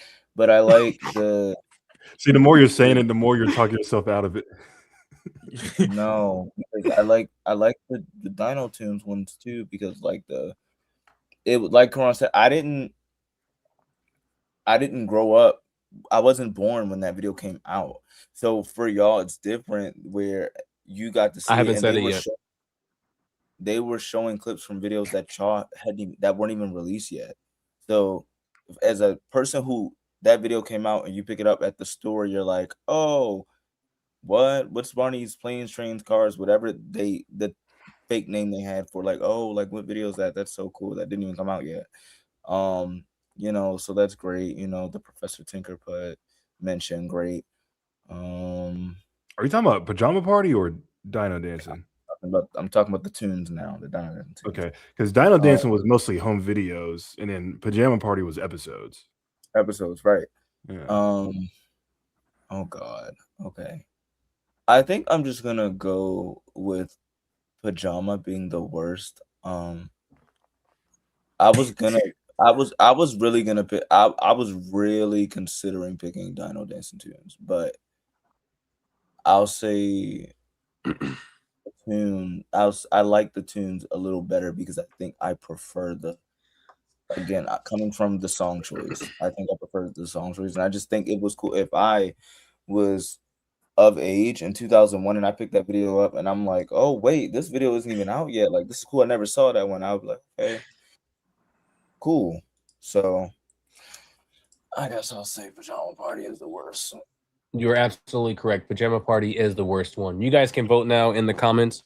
I guess I 1 for stand Dino alone Dancing here. Tunes or 2 for Pajama Party. Dino Dancing Tunes is better only because I hadn't said it before Malakai said it. For me, 1, it was cool seeing home video clips, not just episode clips. But 2, I always liked seeing new things or changes. And so I remember when Dino Dancing Tunes came out and not having seen those other home videos yet, that was exciting to me. Like it was super exciting to see something new that I didn't already see. Pajama Party being just clips of the TV episodes that I had seen numerous times. While I did enjoy it, I still would act it out and things like that. When I would choose to watch a clip show, which I did sometimes, I would immediately go to Musical Scrapbook or Dino Dancing Tunes, just because it was just, and Dino Dancing Tunes was fun to imitate and act out because you were acting out something that you hadn't seen yet, right? So like those clips for those home videos, to me it was just fun to do that. And then when they officially then did come out, it was cool to like remember seeing certain clips and things being a little different or whatever, but like seeing those clips a year or whatever prior was always kind of exciting to me. So also, yeah, when you look at performance wise, Barney just didn't feel like Barney in Pajama Party. It felt like a real pajama party because he just seemed like he was ready to go to bed at any moment, and we just showed up to his house. And so I was like, all right, I guess we'll hang hey, out. that was good. I think that's why it's like Pajama Party's like slow, because it's like Barney is literally like a tired grandfather, and like BJ and Baby Bop are like the annoying grandkids. Like literally, It's like, man, at any moment it's time for bed. Like yeah, like Antoine's performance made it seem like a tired grandfather. Like, and I have to say that saying I love Antoine and like his performances as Barney with the stage shows and stuff. He's one of my favorite performers. But yeah, in that video, he just didn't do much of anything. And I love Dino Dancing Tunes, 1 because it's Joyner, so you had that excitement. But the mention of Professor Tinkerpud, even though we didn't see him, was always exciting to me. So yeah, I don't know. That's my choice. And it's a clip show that's only 30 minutes. So by the time you go, we're tired of seeing clips, it's over with. You know what I mean? Whereas all the other ones, it's like, all right, we have 15 more minutes of this. I wonder if this experience was what made Antoine go, you know what? Nah, no, thank you. Or maybe it was lyrics/hits decision to go, let's get somebody else who's more experienced. What's funny to me is I feel like they went, oh, he didn't do good at all. Let's just get Carrie. And then Carrie came on set and did significantly worse. And I love Carrie. That's a hard question to answer. Yeah. I feel like it could have been a nepotism thing, maybe. It's like maybe somebody like higher up is like, you should get this guy. He's been here longer. Yeah, I can see that. However, the come on over to Barney's house suit that Joyner used is one of the ugliest Barney suits from the lyric era. I like when it's just so left. ugly. Like so in the when they're singing Keep Your Sneeze to Yourself, and like it's him and Jeff and Joe like dancing down the stairs. I used the clip of it in like my series I just put out. Like I was watching that back because I was obviously pre-watching the video to make sure everything was good. And every time I saw that clip, I'm like, man, this suit is just ugly. Like I don't know what about it. I just hate that suit. It's the worst Joyner suit they had. His suit with Dolly Parton that he did looked much better than that suit. Well, that was the alternative. I want to do the alternative season 6 costume. It's so nice. They should have used it more. They refurbed them. Yeah, because Carrie's suit. Go ahead, Caitlin. I want to do a compilation of songs where they originally sung them and then later down the line where they kind of tried to use the same choreography. Because like you said, Karan, and Keep Your Sneeze to Yourself, they do that little sidestep after Baby Bop sneezes. And then later in the hit era, or early in the hit era, when they do it again, it's so significantly worse because they're doing like that like 1-2 jazz step and come over to Barney's house, and then in that episode there's just Well, yeah, that all comes down to the choreographer. The choreographer just couldn't listen. First of all, I want to address this. When I said he did significantly worse, I'm over exaggerating. We all know Carrie didn't do, David level of Barney performing, but he wasn't a bad Barney performer. And we have the one who was the worst. So I was over exaggerating when I said that. But also, to your point, Kaylin, you have to think that's a whole different choreographer. Barney was very, very lucky in the idea that their start out, the first 10 years, not including Backyard Gang, but like the 10 years for PBS, they just got super lucky with every single person they added to that series was at the top of their game in writing and choreography and body performing and voice performing. So anyone that comes in after them to replace them has shoes that are just too big to fill. So they're going to fall short because no show, I can't think of any show that ever started off like that where everybody that was in place was just nearly perfect. You know what I mean? Joyner was a fantastic Barney. Bob West was a fantastic voice. Same with Julie Johnson and Patty and the people who played, the suits for BJ and Baby Bop, the kids, the writers, the music directors, like all of it was just great. So then you remove someone like Miss Penny and you put in whoever that new choreographer was, even with Voss being like the assistant, like dance choreographer, whatever. It's hard to mimic the greatness that they had done those first 10 years. So we're always going to scrutinize the later era because that's just what we do, because we were so spoiled with what we got the first 10 years. That I think I don't know if it was flipped, if people would think differently, if they would go, man, if Carrie was the original Barney and then you got Joyner in the hit era, I don't think anyone would be like, man, this guy's too hyper. But also, I think we would look at them differently than how we do because, they were coming in after these people set such a high precedent. True. And sometimes the person that takes over sometimes exceeds the original performer. Yeah. It's like, I love and respect Jeff Brooks. Oh yeah, Kyle Nelson. But Kyle Nelson's kind of my BJ. Absolutely. Kyle Nelson is BJ. Absolutely. Yeah. He did some things that Brooks didn't do. I think Kyle is a much better BJ. He just gave him more life. It's the same way I feel. I know you guys aren't huge fans of Riff, Malakai and I are, but it's the same way I feel about Adam Brown and Gerard Harris. Gerard Harris Tyson Barney completely disagrees, but he's 20. So he's not here. Yeah. Gerard Harris's portrayal of Riff just gave him more life. Like he was just a carbon copy of all the other dinos put into one. So there's not much you could do with him anyway. But Gerard Harris was able to like level that up, which I really like. So I do agree with that sometimes the person that comes next that's what Joyner did, right? Taking in from Voss, he just took it to a whole other level, Yeah. And that's probably one other thing I'll add about Dancing Tunes. I'll give it this. Like, I think that had the trifecta of the good dinosaur performers: Ayers, Joyner, and Nelson. Yeah. I think if all three of them had stayed, I think we could have had a good show on our hands. Yeah, for sure. That's my opinion.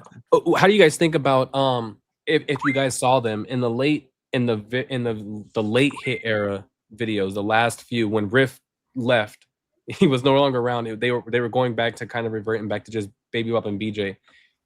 Gerard Harris took over for Kyle Nelson as BJ in like the last 3 home videos, I think it was. Did you guys ever see his portrayal? It's very weird because you can see all his mannerisms of Riff, but he's in the BJ suit, and the BJ suit just fits on him differently than how it felt shorter.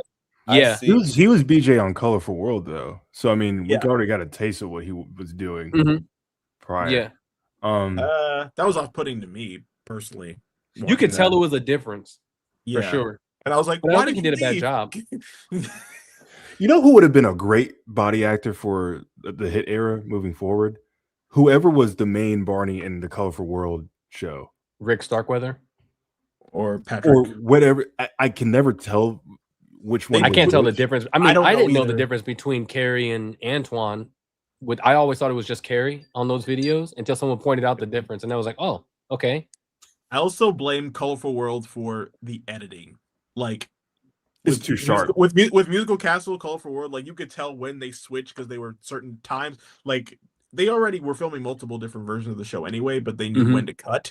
It's like they clearly shot multiple versions of Colorful World, but they would intersect during like the exact same, like he could deliver a line 1 second and then the next second it's a different performer. So it's like I could slightly tell the difference between like the suits. They had slightly altered faces, but like they're probably two Barney performers that had the most similar movements to each other that you can't tell. You can't And tell. you know Yeah. what? Yeah. That is crazy. They're just very short though. So it was weird seeing Carrie on TV by that point, and then watching Yes. Colorful World and seeing such a shorter Barney again. But It's still, like always been weird to energetic me. and still going to have like those similar mannerisms, though. Yeah. Yeah. My bad, And Malakai. also- I didn't mean to cut you off.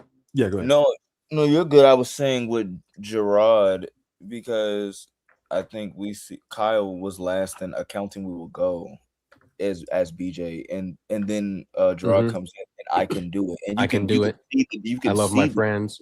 it was I Can Do It, The Very Merry Christmas, and I Love My Friends, and you can see how different he is. He even looks smaller. Maybe Yeah, that's just- he was shorter than Kyle. Yeah. You could tell that. Like he made Riff taller because he's taller than Adam Brown, but Mhm. he's shorter than Kyle.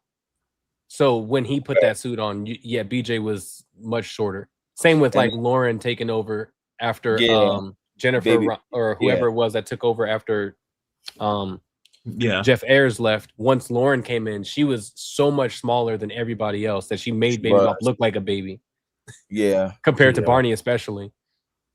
and Yeah.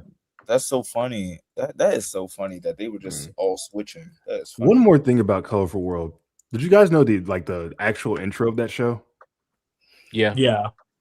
Why did they cut that out? Oh, you mean like of the actual like the stage show itself? Yeah. Yeah, I don't know how did it come to life? So, as everybody knows, that was the first time they actually made an accurate set from the TV show for the stage. Yeah. Like they basically brought the park set to life. Well, I had a crush on her. I can say that because she was a woman. Yeah, I was going to say she's an Oh, adult. I was like, wait, I didn't read it. I was like, who are we talking about? She was hot though. Anyway, So he's my vote then, just so I could be in the family. Hey, Come on in. So nasty. You're nasty. so this is actually interesting. They had the idea bench, right? And they had this sort of Oh, I'm sorry. Go ahead and explain, but I do know what you're talking about now. yeah, they had this sort of, it wasn't like big surprise level, like giant, massive Barney plush, but it was big enough for the audience to see, right? So the overture would start and they would have the bench spinning and there would have like smoke coming from behind it, right? And the faster it spin, the more smoke would appear, right? So the curtains would pull, they would pull the idea bench back. And as the theme song was playing, they would close the curtains. And then once the theme begins, Barney would pop out. The fascinating trick was that the way they positioned the doll, it was on this little platform on the seat. So when it started, and if the bench didn't get out of the curtain in time for Barney to appear, they would automatically flip it. Mm. You can actually see like Yeah. the head of the doll in certain shots. Yeah, in certain shots. Mhm. Yeah. I Nasty. don't know why they started to get rid of that. I was with channeling Musical Raven. I was Castle. channeling Raven Simone. Sorry, not Cleveland Brown. It's Simone. Simone. Sorry. You say Seminole? Seminole. Yep. Little me couldn't tell the difference between Duncan Brandon and Bob Yep. West. I was raised on the lyric. Yeah, literally. First that of all, thank picture's you. so Thank you blurry, for too. that. Literally the difference. For that Oh, in this little comment. you. Oh, she said little you. I've always said it, but I didn't grow out of Barney, right? So like Bob West's portrayal of Barney by the time Musical Castle came around was a much higher voice than what he had been doing, even with seasons 4 through 6. Like Musical Castle, it was a little higher. So then by the time even Dean came on to the series, Duncan was obviously higher. And then by the time Dean came in, as a kid and still watching Barney all the way through with no like break and coming back to it, I couldn't tell the difference of that there was different voice actors. I just thought the voice actor just continuously kept evolving the voice until I got older. Like, as a kid, I wasn't watching credits. It was like, all right, once it's over, I'm ejecting it and putting something else in. So until I got older and started watching the credits, that's when I started to realize there was actually different people doing the voice, which I didn't know before. So if you're somebody like that, like as a little kid, I don't think you hear the difference in them. Now, my kids are 2 and 5, my younger two, and they have Barney's World, and then they have regular Barney. To them, regular Barney, they call the real Barney, is just all the same. They don't ever watch like Backyard Gang and then watch Park Era or Lyric Era and think like Barney sounds different. They've never said that. But if they're watching Barney's World, they call it Barney's World Barney. Like they tell the difference, one, because it's animation, but also the voice.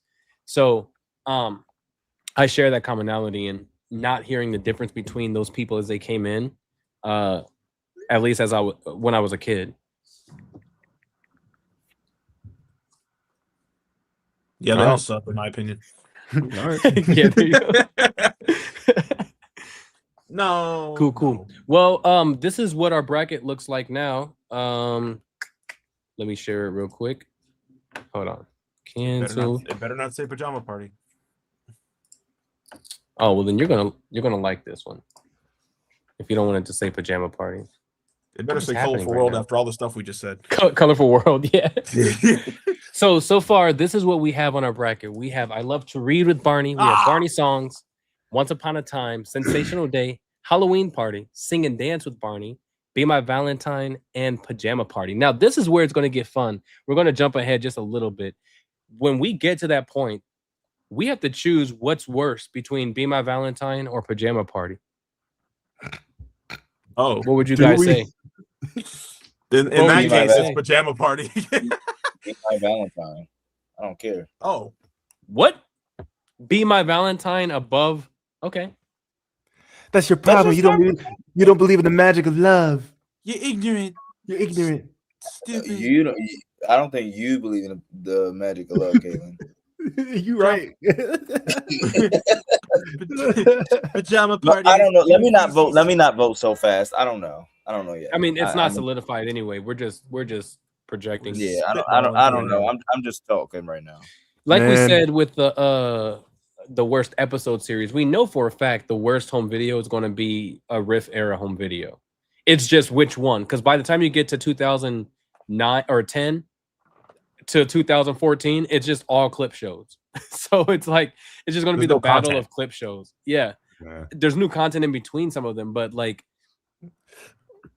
it's obviously going to be one of those. Remember the time that we all no. Yeah. They just started buying time. They just started doing full episodes as clips. Like in Accounting We Will Go, it was the whole season 7 episode.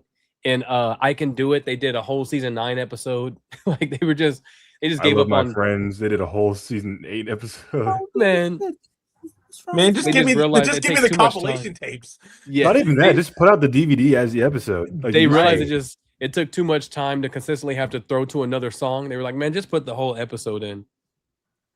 They'll sit through it. That's funny. Dude, we completely forgot to roast the home video covers. No, I want to do that with Hedge. Oh, okay. Because it was Hedge's idea for one, but also he's the one that roasts them more than anybody else. And so I didn't want to do it without him being on the stream. So we'll save it for the next stream. The next stream we'll look at we're just gonna go through all the home video covers and just talk about which ones look gross, terrible Barney Photoshop, and terrible choices that they made on some of those. Like the Furry Friends cover when Barney had those, like his arms are just, you guys know which one I'm talking about, where he was holding the like cat and dog or whatever. Have you seen this, Brandon?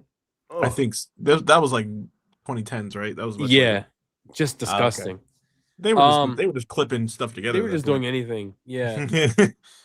the animated but very like realistic cover for Big World Adventure with Barney and Emma and Ben, where it's That's like you so gross.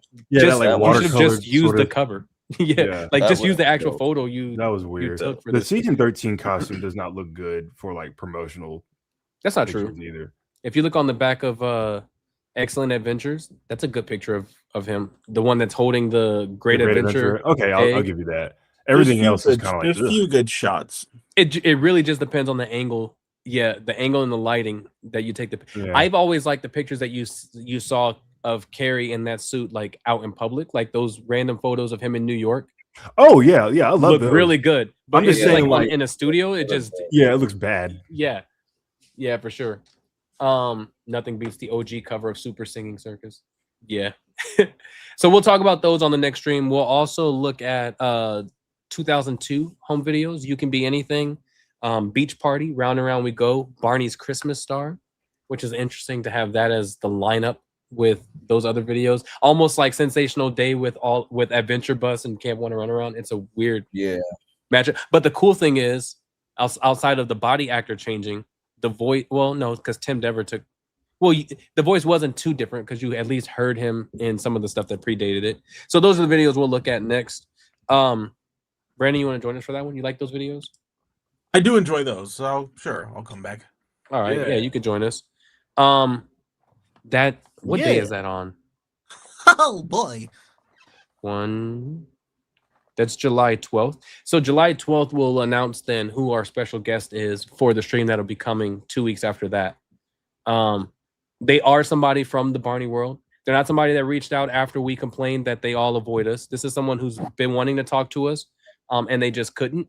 And so I circled back, and they agreed to do it. So we set a time. So we're really excited. I at least am really excited to talk to them. It's exciting to be able to talk to anybody from the franchise that is interested in coming in and talking. So hopefully more people will come after we talk to this person, but we'll announce who that is on the next stream. Are you raising your hand, Caleb? Teacher, what are you doing? What, you look like you were dancing or something. What's happening? If it's not the gifted go get it, I'm out. Yeah, we'll just have him come in and do a small performance for us. That's it. Dude, we would love for Bob West to come on, but Bob West is not coming on our stream. Yeah, no.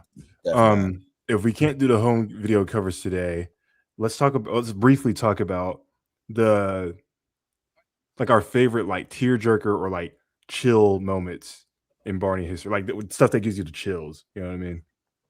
Like scenes. This might sound weird, but I always got chills. The only 2 times that they sang When Tomorrow Comes, when Baby Bop was mourning, both times the loss of the flower and the loss of it wasn't even actually the loss, but like just the separation of having to like let Monty go. That always, even though it being the later era, that always was something that like truly stuck out to me. Also when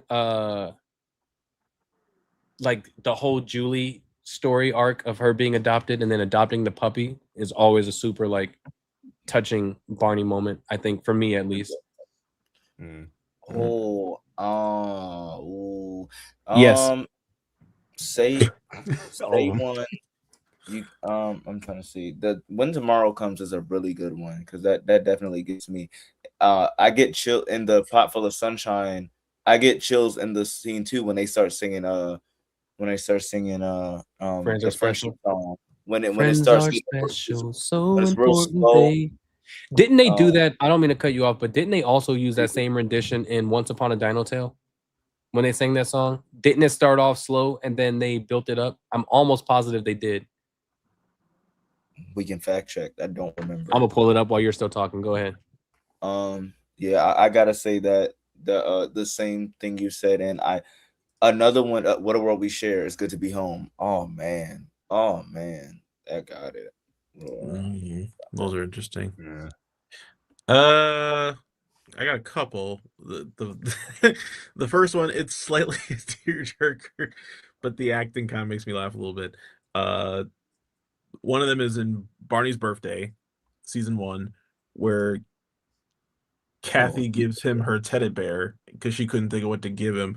But then also just the way she delivers the line. It's like, Yeah. presents are important. Barney. And it's I like, got it all for right. You're really trying to make her the Yeah, baby. she- You're really trying to make her the baby when she's probably like freaking 7 or 8 years Oh, but old. she was like way too old to be talking like Jesus that. I Christ. literally got It's this for it's a cute you, moment. Barney. Yeah, when they sing "It's Good to Be Home," but particularly from Imagination Island, that's kind of Imagination Island. emotional a little bit. That and the Tinker Putt moment with Tasha. Oh yeah. And Barney's in Night Before Christmas singing "I Love You" with Hannah. That kind of gets me slightly because I feel like they had like a nice relationship with each other. Mhm. And then the last one is from the movie Him and Cody. when him and Cody hug. The fact that Cody. the added feature that he could close his eyes and then you could see And Yes, embrace that sir. hug. David Yeah. kind of Yes. gripped him a little bit. Like I was like, Yes. emotional on a level of puppetry. It's like if Barney hugs somebody, you're like, oh, that's cute. But the fact he's like, I'm like, okay, that's sweet. Yeah. There was a nice moment here. Yeah. That's Right. absolutely one. My tearjerker has always been the ending of the movie, and I think I figured it out. It's the music, the score. Oh, that too. Yes, just imagine. Sorry. Yeah, when Barney reverts back to the doll when he's sitting next to Twinkie, it was always the music for me. I was like, oh, the movie's over. I felt like he died. Another tearjerker / gives me chills is the ending of Musical Castle.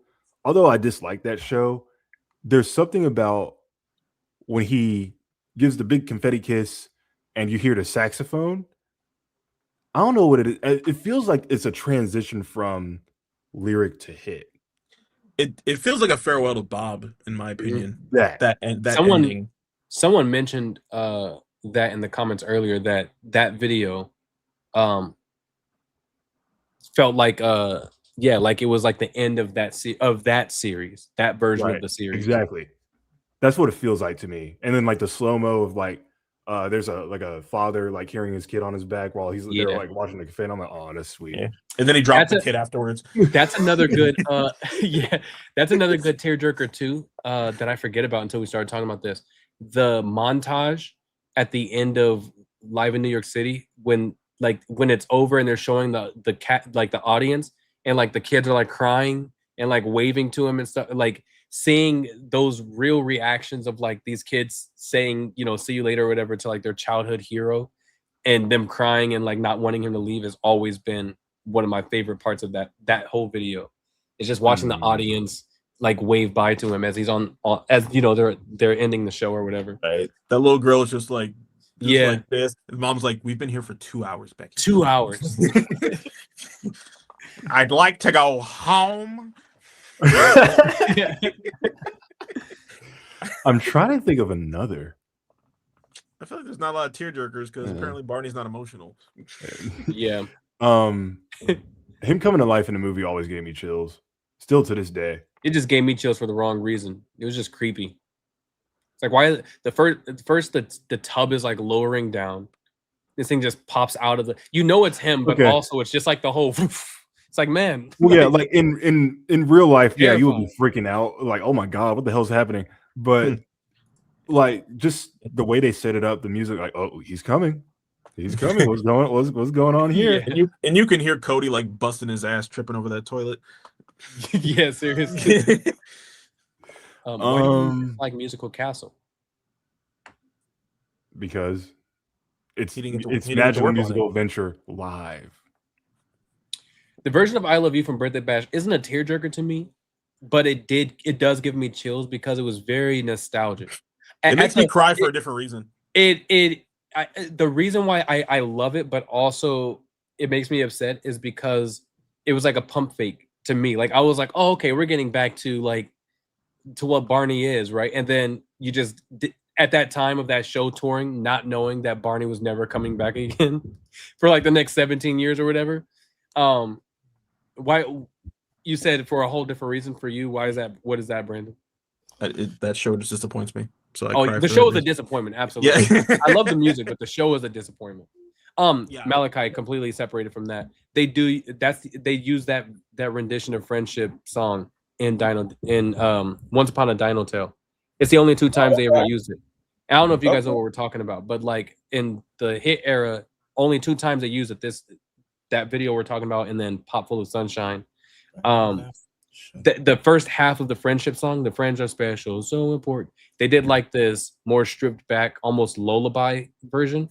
And then into the second verse, the instrumentation builds back up into like what their song normally sounds like, which is a nice different take. They did it for that episode, I think, to like lean into the grief whole concept. Yeah. And Barney trying to, cheer up Baby Bop. I don't know why they chose it for Dino Dancing or for Once Upon a Dino Tale, but it's a good rendition. Yeah.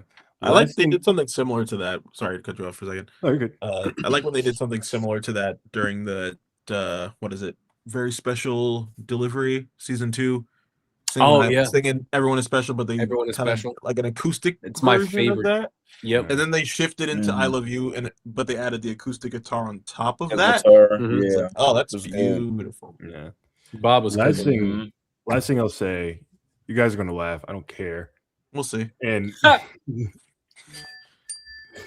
Dang, Brenda just throwing it being Dang. animated, it doesn't really make sense. And the first time I saw it, I was like, "Oh, that's sweet." But then you watch it now, it's like whatever. The grape jelly episode at the end.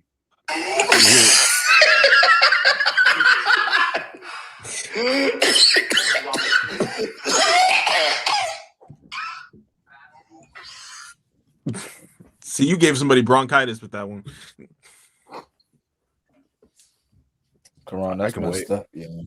I can wait right here. You sound like a teacher. Like a teacher. I can wait. I'll be doing that. I can wait. Y'all wasting y'all own time doing this. That's a trigger right Y'all gonna get out of school late. Malakai, is that a woman? It's Madison. I know. In your room? Yeah, Show her. she just went to go. She went Tell to her go. she Hey, knows bro, you say know what she hello. looks like. Oh my god. Show her- Show her. She'll be right back. Man, we do it all. Man, what are you talking about? I'm just telling her to get on camera and say hello. She do it will. with, She'll be right back. Asia. Do you see any of us showing off women in our backgrounds? No. That's true. That's true.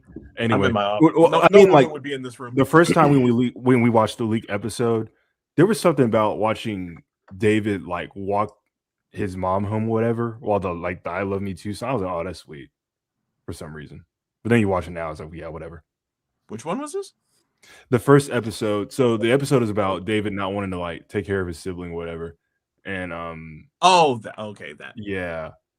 I don't know. It's like it was the first time they played it, and you kind of get a direction of where they wanted to go, but where they did eventually go was like, never mind. I will always love the season 2. Yes, the season 2 version. Yeah, that's so good. Mind you, it's not a tearjerker to me, and it didn't really give me chills, but a nice wholesome moment in Barney that I think we often forget about is that interaction between Kathy and Linda in Sing and Dance when they're like in the in the woods or whatever for the whole camping thing, and that like them singing that song and just spending that time together, like Kathy being that mentor to a younger somewhat like version of herself was always kind of cool to see. I would have to go back and see that again because I would skip that part because there's no Barney here. Because there's no Barney, yeah. And that's I thought why that was boring as a kid, so I'm like, I'm skipping. Yeah. There's ain't nobody here. And that was supposed to be your intermission. What's funny is that's what I would do as a kid is acting it out. I wouldn't skip it. I would just leave the room. I took a break. And go do something, and I'll know exactly when it's time to come back. Yeah. But as an adult watching it, that's one of those moments where like it was cool seeing someone else in the show also be nurturing, not just Barney. You know what I mean? Okay. And I thought of another one. At the end of what is it? God, I guess they renamed it Parade of Numbers, or was that the name of it? Season 2, episode 10 again. Parade of Numbers. It's 10 again. Parade of Numbers. Was that what it was? Or having tens of fun. Having tens of fun, or whatever it is. Yeah. That last time we see Michael, and like he's walking away. After they sing "I Love You," they walk away. But then he's like, the high five. You see Michael like, wait. It's like, oh, yeah. And it's like, all right, I'm leaving. I'm not coming back. It's like, Yeah. oh, that's the last time we That see her. just It's made kinda me nice. sad thinking about it. Dang, That was just a made that me was a sad. good it's- fair. Yeah, That man thanks, said, man. "Get to out my think about show." last time we see him is like, wait, let me high five him one more time. That's Like, a all good right, one. see you, Michael. And yeah, That's a good one. that That's is a good one. Wow. Is there Awesome. anyone else that we're missing? What do you I'm mean? trying to some more. I can't really think I'm of any. sure somebody said in concert. I saw a quote just now. That Yeah, when he's like, "I'll be there" or whatever. All Yeah, that long ass speech. I like. It really was long. It's like, all right. I liked the little interaction that Barney and Riff has, like the caring episode where Riff was like not sure if the thing that he made was good enough because everyone else was buying things, and like that moment that they shared one-on-one was nice. Same with Barney and Beth when she like hurt herself was always a good moment, even though he laughed at her first. Oh, Beth, he fell down. Like, man, it was very sarcastic. It's like, oh no. Yeah. Another good one is Barney and Melanie's entire interaction. Let's Make Music is really really sweet. It's really sweet. The entire You said Barney and Melanie? video. Yeah. Even like in the end, she was like, "Dang, Barney, like I didn't even think I could do it," and he's like, "Well, I believe in you." Like he's just. That's one of the things that I always remember from Barney. That's one of those lines. The whole little statement he said to her when she was going to help Riff on stage when his stuff was breaking down. When he's like, just remember, you always have a friend at your side. You know, like a friend that believes in you. And that whole like line has always been embedded in my head. I'll get to Go one ahead, last Kaylin, one. yes. I'll get to one last one, but I gotta address this. Somebody because I did a Ask Me Anything the other day on Instagram. Somebody keeps saying that Ayo. How you say her name?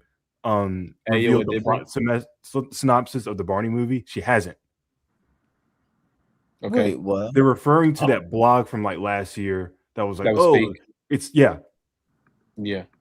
All right. Well, we knew it was fake. I don't know why that person keeps saying that. Anyway. Yeah, we hate to break it to you, but they're not making a Barney movie. No. You can tell by how they pivoted to He-Man, which no one wanted or cared about in the 80s or now. Yeah, it's doing terrible at the box office. They cared about the toys. That's it. No one cared about the show. He's right.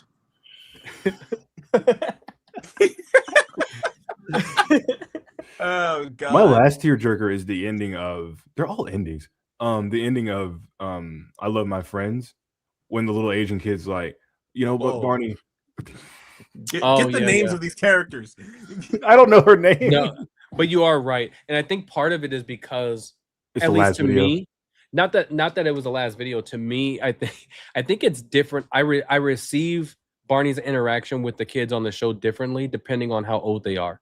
Like those kids were very obviously like the youngest that they cast on that show, and so like their interaction with Barney seemed much more realistic from the viewpoint of what a kid who's watching this show would feel versus like Tasha or Tracy or any of them. Like that was also realistic, but I always have seen a different kind of interaction with Barney when the kids are much younger.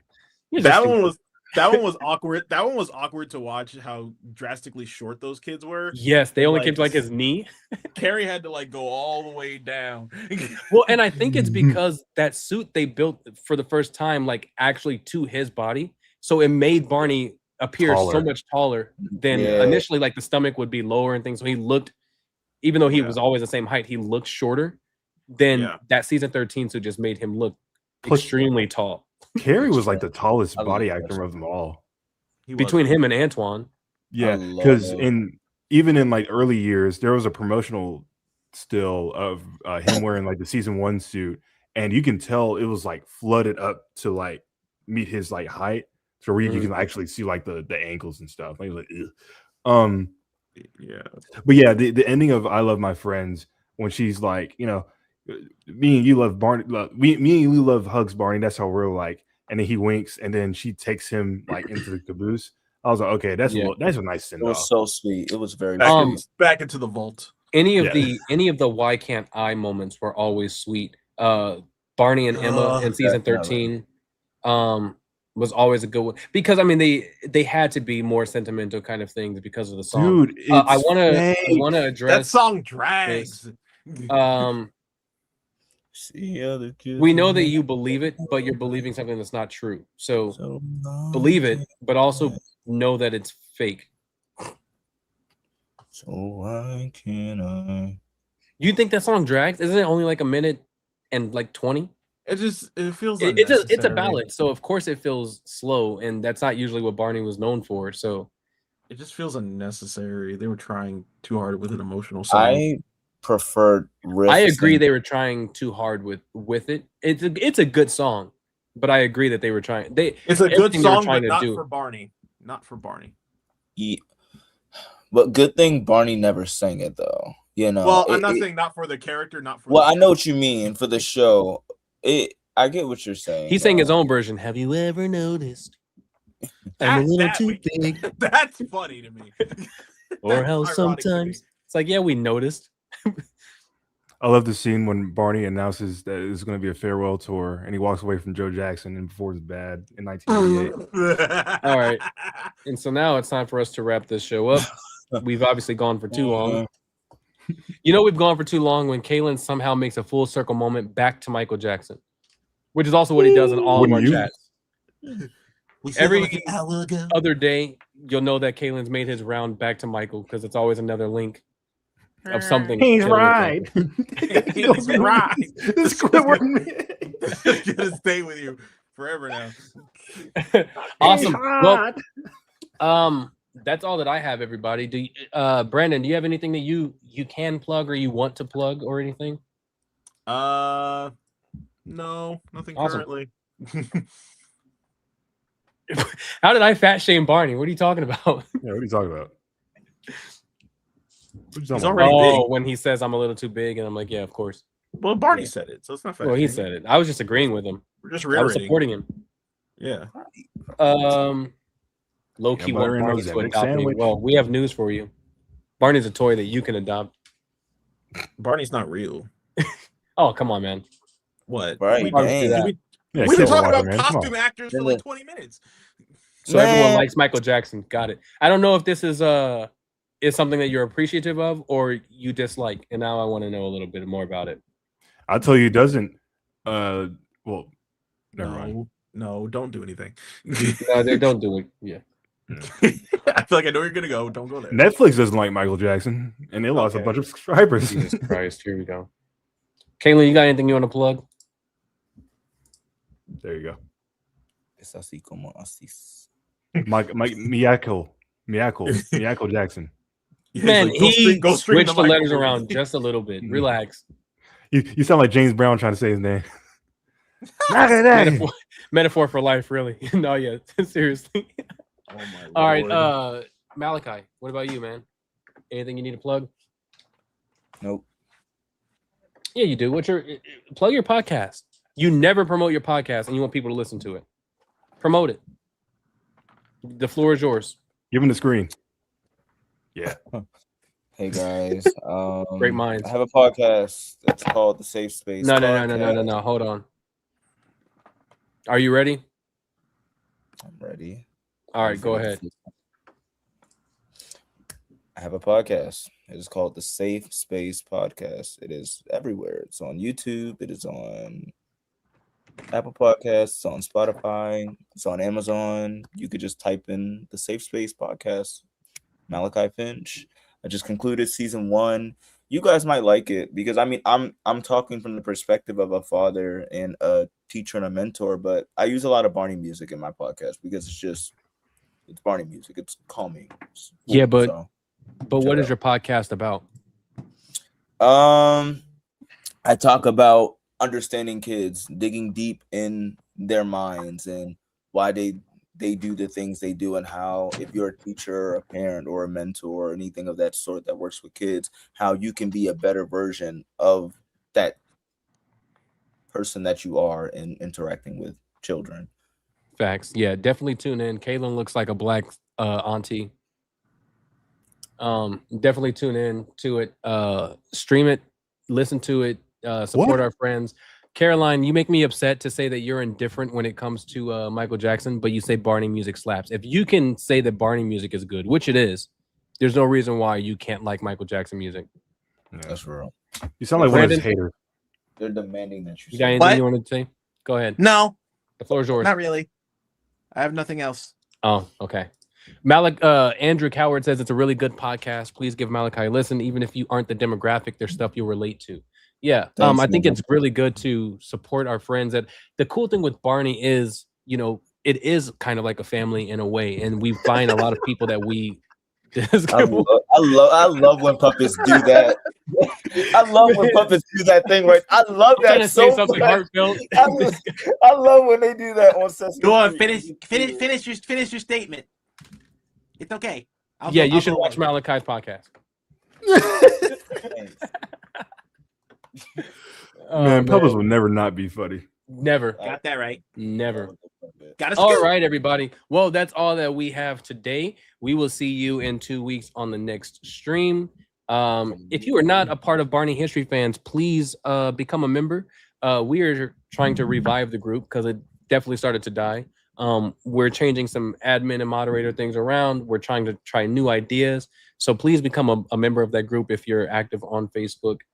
We'd love to have you there. Love to hear your new ideas.